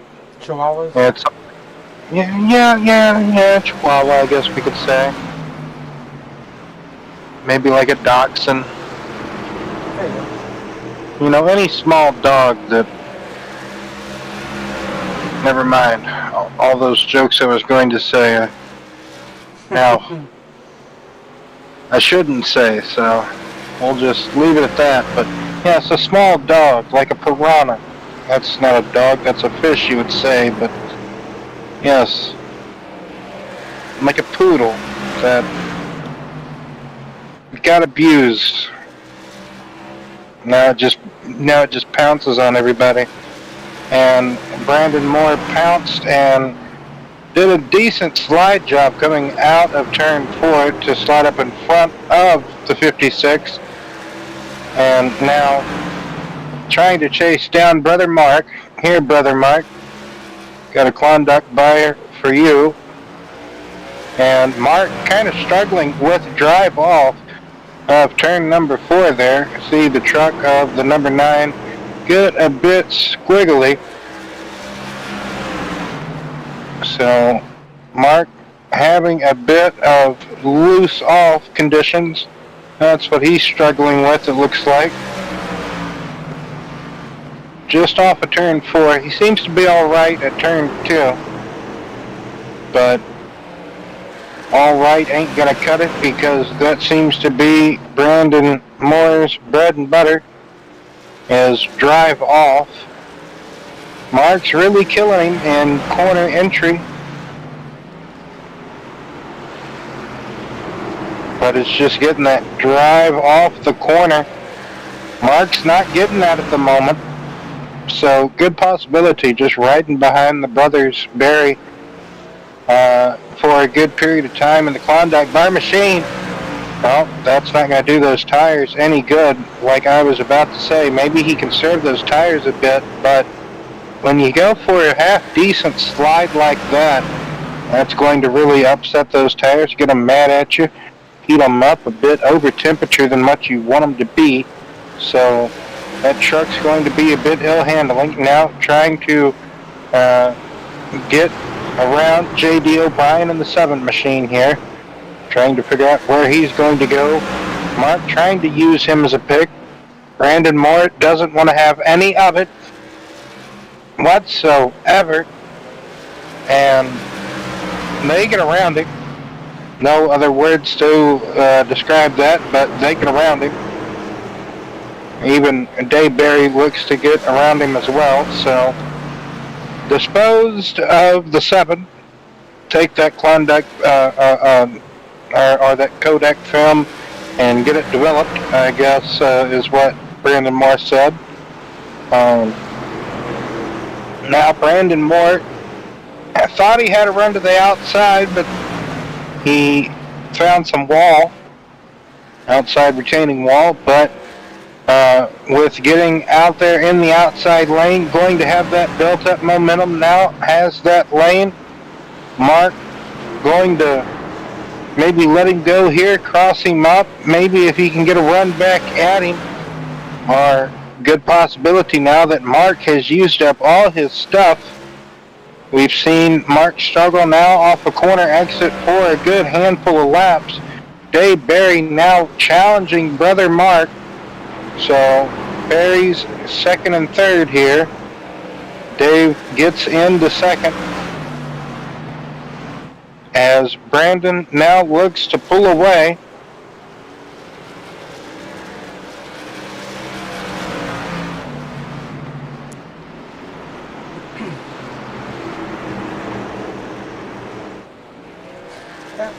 At an almost second and a quarter lead over the Berries. Not just quite yet. Almost 2-second lead over Mark. But now Dayberry was slowly reeling in the 47. Loses some time.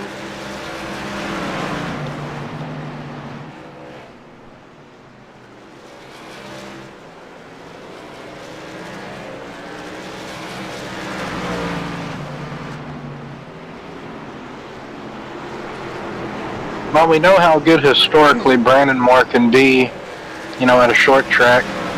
And that's basically what we're at this evening here in North Wilkesboro. This evening in the BNR Truck Series. In the dwindling laps. Closing in to about 30 laps to go here this evening. So, Brandon Moore could be at that comfortable margin that he feels he is safe just riding now, trying to be mistake-free. May not be a big margin, may not be a big buffer, but it's big enough at the moment. He could feel comfortable. Mark, having a really good BNR career run this evening, I would have to say. I could agree with you. Schaefer in fourth. He's had an up and down night. Started in the back and methodically been in the scraps and found himself in the top 5 in the race lead at times. Same with the Phillip machine.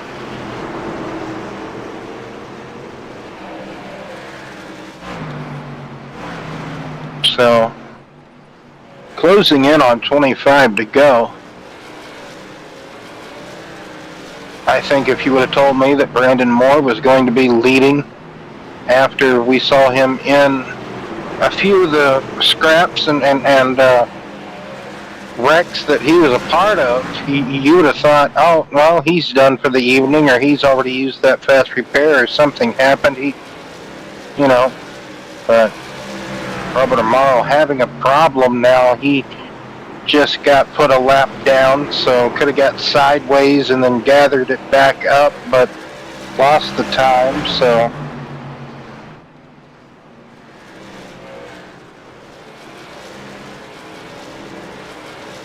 As you see Philip Bridgman, Schaefer battling out for P4. Schaefer runs the bottom. Philip runs at low lane to middle lane. And 1 and 2 tries to do the same thing in 3 and 4.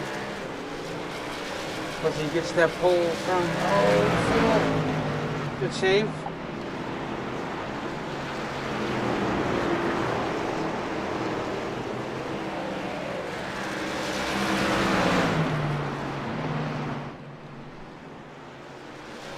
So next time by will be up there. It is 25 laps to go here tonight.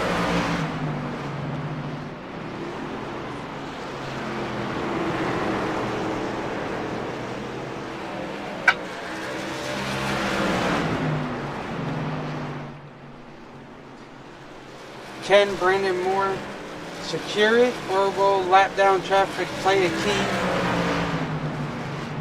in his race in these upcoming laps? No, still with 25 to go. I mean, anything can happen in the closing laps. These drivers further back in the field battling for position that are close enough to one another, like Schaefer and Bridgman. Anything is possible.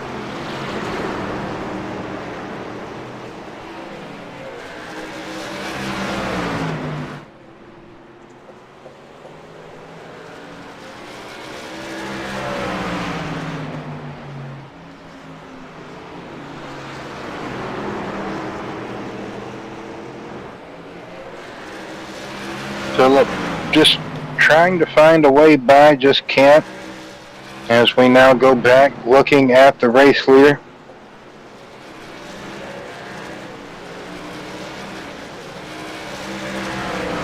Looks like Dave is kind of stuck behind his brother, can't really go nowhere. Kind of following, mirroring what his brother is doing. So maybe learning what to do, because it seems like Mark has been a little bit faster as far as a longer pace speed than Dave, it seems. So maybe Dave could be learning something. Never can tell. That indeed could be the key.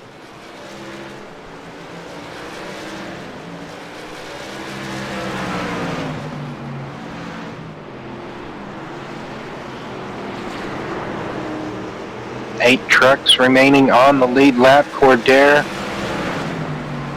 last truck on the lead lap.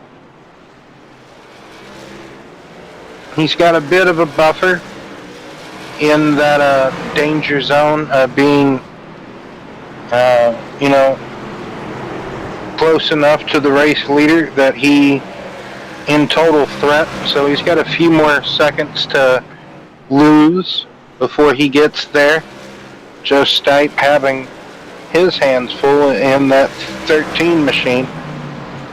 13 is not really, some would say, a great number. Maybe that could be, maybe if you change numbers perhaps, maybe luck could go better. Who knows? But nevertheless, Joe really puts up a good struggle at times, a good fight, a good A+ effort, you would have to say. Oh yeah. As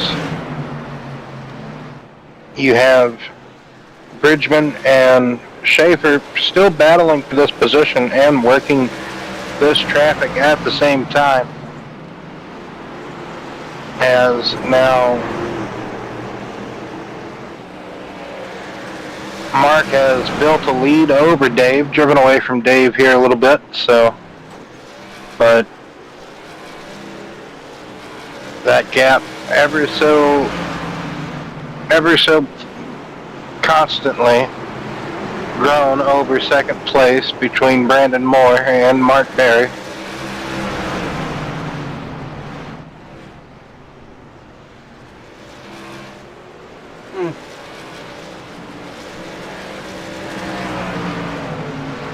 That was close.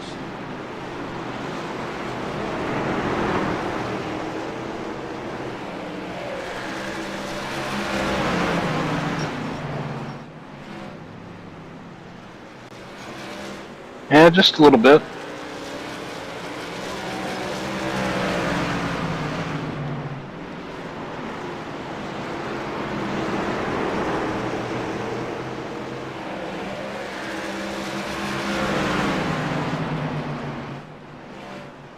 As Philip gets passed by Joe. Well, Joe's just out here on fresher tires than these guys. He's in 13th place, 41 laps down, but like I said earlier, just that effort of learning the track, logging the lap time, learning the track, or logging the track time as well. So, just that effort that he puts in.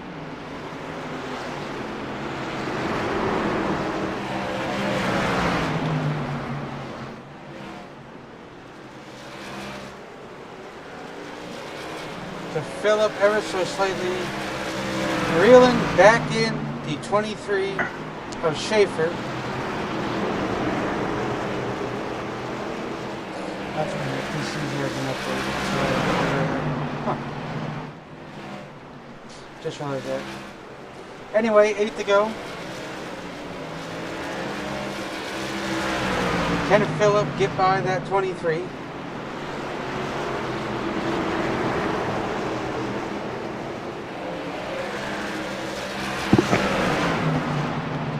These upcoming laps.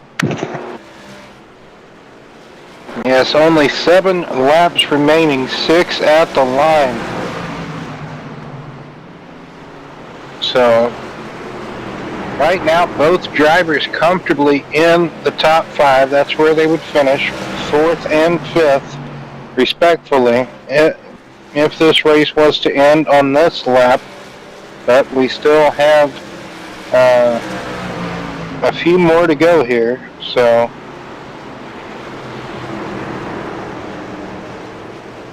Yes, coming to 5 laps to go.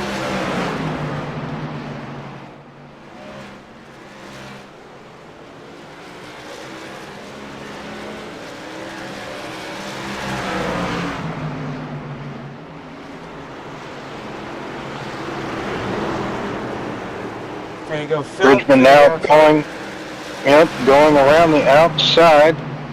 Schaefer gave him a lane.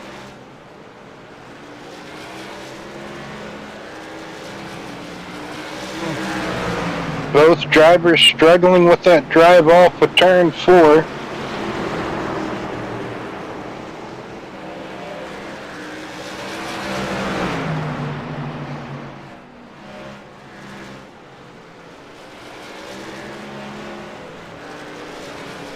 Three laps to go here tonight.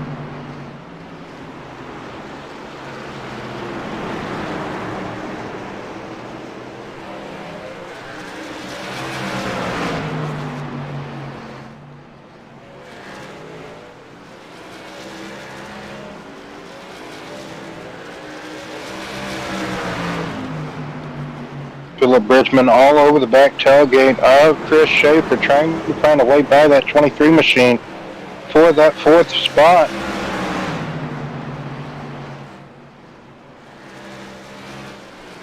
Final lap is in the air. Yes, final lap in the air for the 47 machine of Brandon Moore, who, like I said earlier, really found, just let the race come to him after a good period of time being caught up in a handful of incidences. Can Bridgman do anything with the 23 here? No.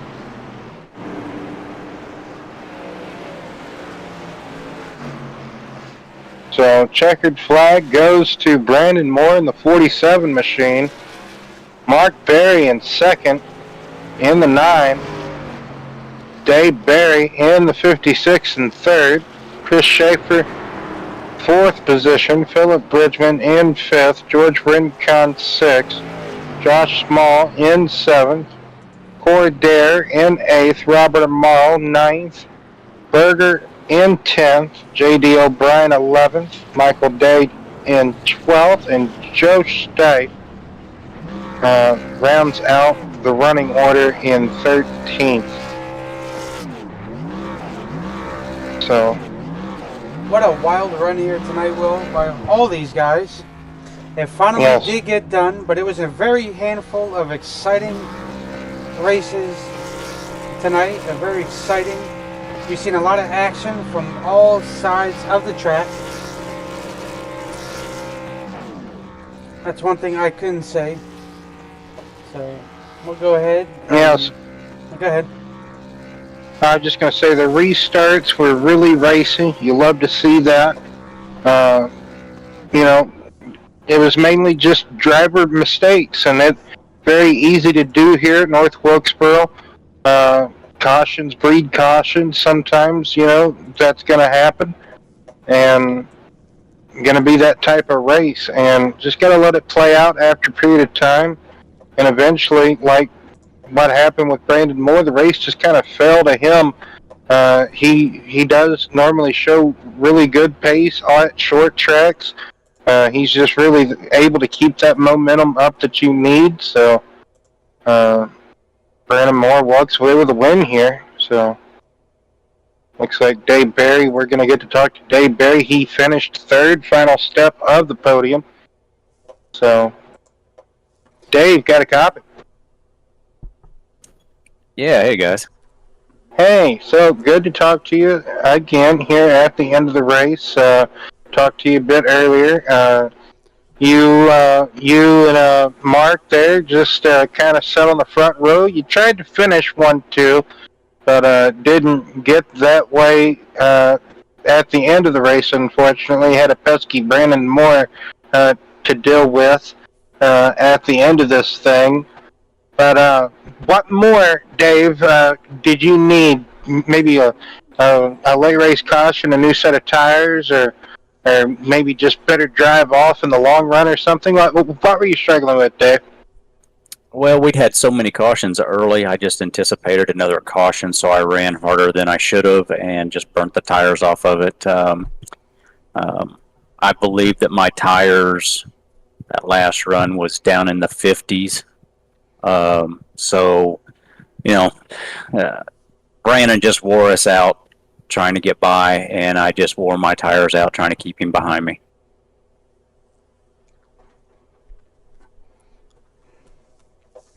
Yes, lots of great battles on the restarts.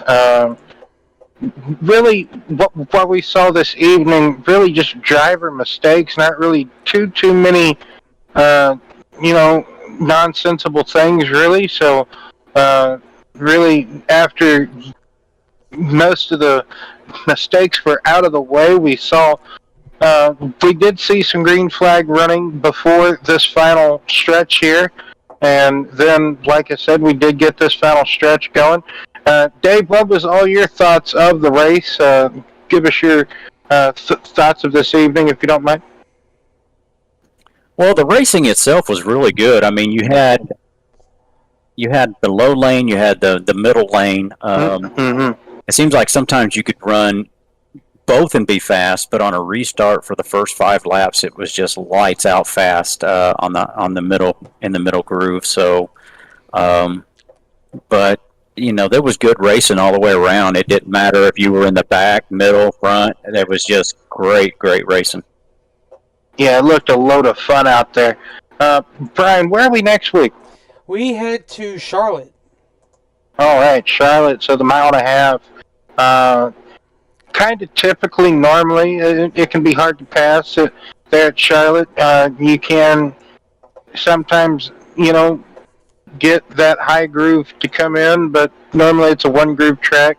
So that 1.5 miles there at Charlotte, what are you looking forward to there, David? Just finally being able to hang it out and, getting some good top speeds, get away from the small track for a minute, and I don't know if it's under the lights or not, but just hoping to have a good long run. That's what we need, is some good long runs at the bigger tracks and stuff, and it'll be fun. I mean, these guys are so tough.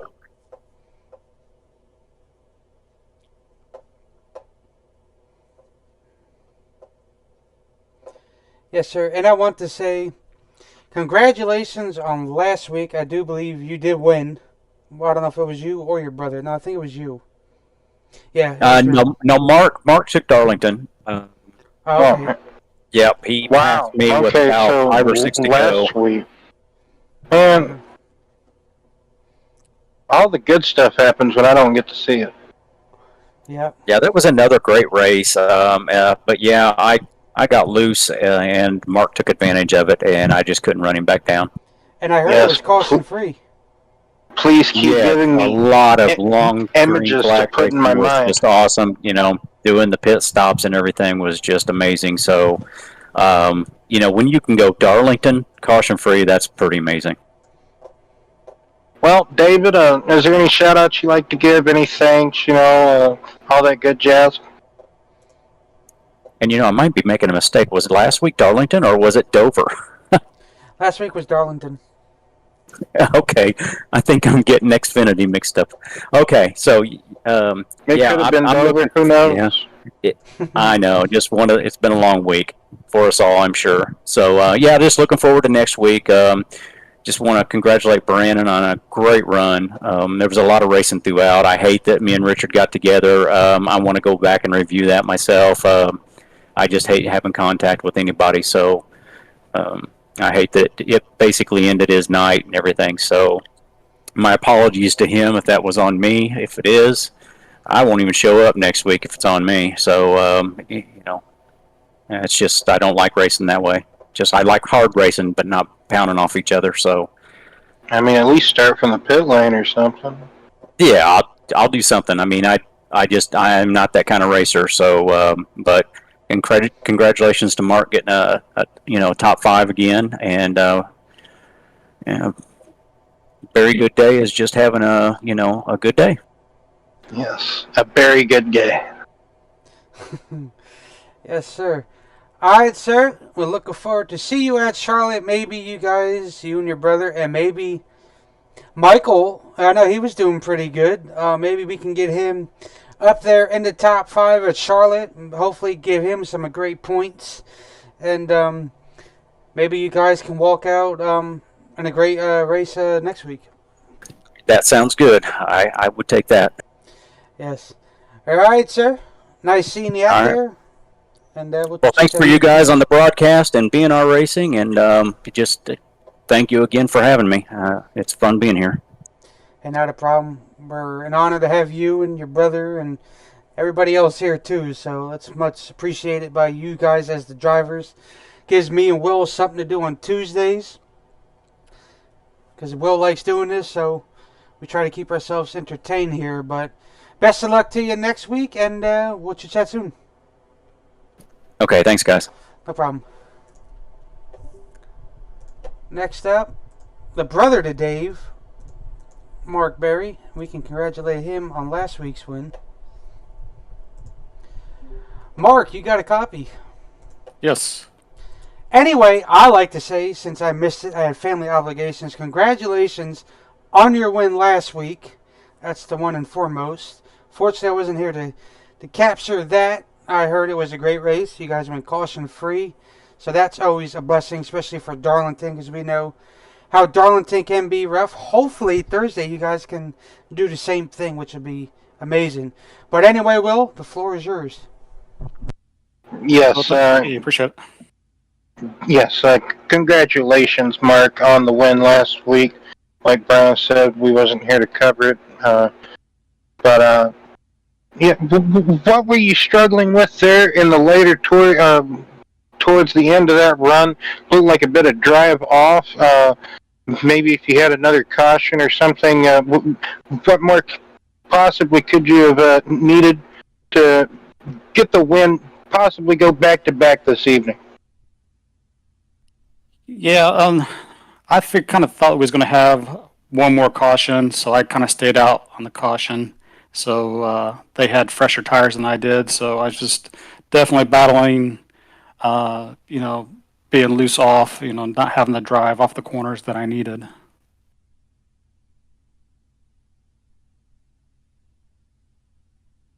Well, Mark, a lot of good racing all throughout this race, even though we had a lot of ups and downs and a lot of slowing up periods, those caution points. But what was your take overall of the race this evening, Mark? Overall, I thought it was a pretty good race. There was still a lot of clean driving. A lot of people were kind of give and take a little bit, and just kind of like pacing yourself. It was more of just getting some laps in and get her in a routine, and then just kind of just pace yourself.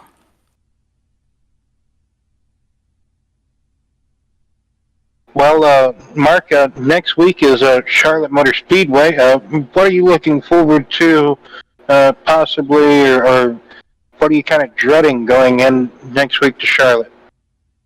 Well, I like Charlotte. Charlotte's like one of my favorite tracks, so I'm hoping to do well and hopefully keep the 9 up front. Well, there you go. Hopefully you can keep this momentum and consistency moving forward in the next coming races and weeks following. So Love to see it.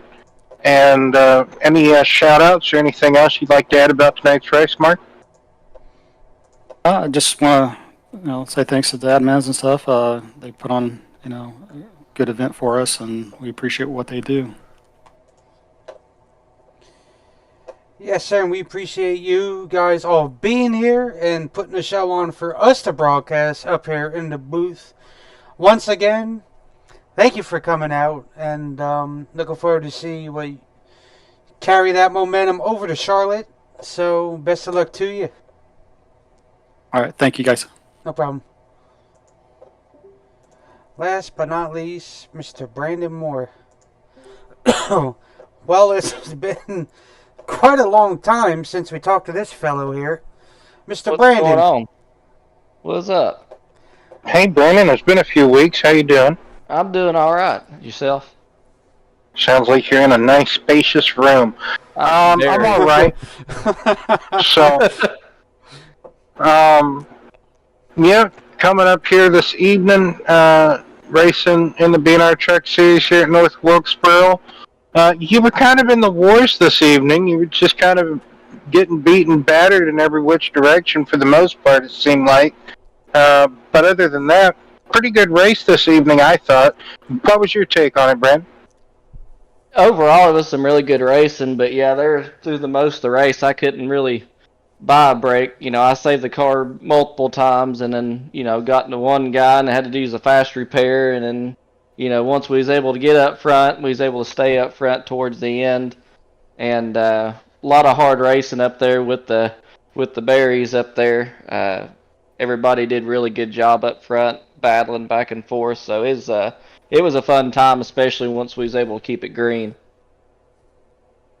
So once you got behind the berries, you were just basically trying to pick them off, or let the race more so just come to you. You let them deal with what they were struggling with, and because I know how good you can be on these short tracks, when you're not kind of falling into the mistakes like everybody else can do. But once you get into a rhythm, for the most part, Brandon, you are pretty killer, at these places. So once you got into third there and got behind Dave and Mark, you were just kind of riding there for a good minute. Just tell us about that approach. Yeah, it's just so hard to pass on the bottom, especially when you got guys as fast as they are. You get up alongside of them, and then you can't get the drive off because you can't get the wheels straightened up to get to the gas. And then I just pretty much had to fall right back behind them. So I just had to keep waiting until something swung my way, wait on a mistake or something. But they never really made a mistake. I just happened to catch a couple good drives off, there to get by each one at a time. But they did a fantastic job. That was one of the best short track racing that I've had in a while. Exactly. It looked like a real good race, especially there towards the end, between you and the berries, like you said. Next week, if you're here in the Truck Series for it next week, they go to Charlotte, that 1.5 mile. That predominantly can be just a one groove race, but it can provide some good racing from time to time. But what would be your take on Charlotte? Charlotte, I've always enjoyed Charlotte. It's like you said, it's pretty one groove. Most people's gonna be fighting over the bottom there. There's gonna definitely have to be some give and take for sure. People just gonna, run over each other. But it should be pretty fun. I think it should be pretty green as far as the racing goes. I don't see too many cautions there. Well, I have to agree with you there, Brandon. Got anything else to add about tonight's race, or any shout-outs you'd like to give there, Brandon? Good to see you this evening in the Truck Series, and big congratulations to you, man. Haven't seen you in a few weeks, so, nice to, when you do show up, you show up in a big way. So I appreciate it. But no, I just want to thank all the drivers who come out to put on a good show tonight. Thank everybody who showed up to watch the stream. And hopefully, if I show up next week, maybe we can put on another good show for them, and keep it in the top 5 at least. That'd be a good deal. Yeah, if I can remember right, you do run pretty good at Charlotte as well, so you got to be one to watch out there. Yeah, just keep out of the weeds. Keep out of the weeds. Yeah. Well, if you're here for Thursday, they will be at Darlington. So I'll be here Thursday. That'll be a barn burner. I was gonna say. Yeah, with you and the Berries there and some other people, that'll be definitely one to tune in for sure. Yeah, that'll be do not miss stream there. That'll be a good one.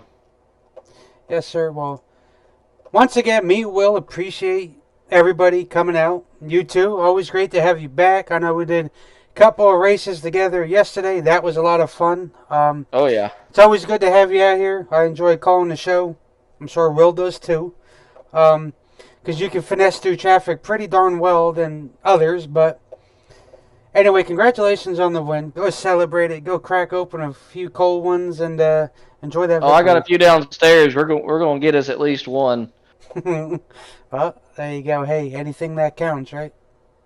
Absolutely. All right, sir. Looking forward to see you Thursday at Darlington. Best of luck to you. All right. Thank you. I appreciate it. No problem.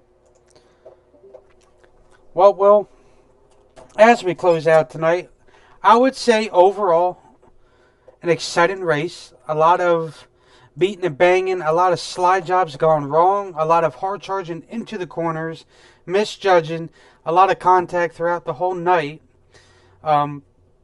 That's my overtake on it. And what was your overtake on tonight's festivities? Yeah, pretty much I have to agree with you there, Brian. You saw a lot of hard charging into the corners, a lot of overdriving in and out both ways. So that can be easily done here at North Wilkesboro. Like we say, the transition of the up and down straights and leading into the corners and out. So very awkward cornering here at North Wilkesboro, but that's what makes it a fun and challenging track. And we saw that this evening with the BNR Truckers this evening. So exciting race, fun race, and especially a good one there towards the end between Moore and the two Berries. So didn't really disappoint and can't wait to see next week at Charlotte, but also Thursday, like we say, Darlington, Xfinity cars, pretty much most, if not some more drivers that were here this evening and some others will be in competition in just a couple of days from now. So can't wait for that. That is sure to be a good race. So yeah, Brian, that's my final thoughts. Yes, sir, and I can agree with you 100%. That was a fantastic race. I know, even though a lot of cautions, but it also put on a lot of good battles. Looking forward into these closing races before these truckers hit their playoff. But Thursday will, as I'm going to brush up, I don't know if I said it, this starts round 1 of their playoffs. So, on Thursday, so. Well, I guess I can close it out. We'll save you some breath there, because I know you did a lot of talking tonight, which is much appreciated. Absolutely, always agree with that. But from myself, from Will Roberts, we'd like to thank you guys for tuning in tonight at North Wilkesboro.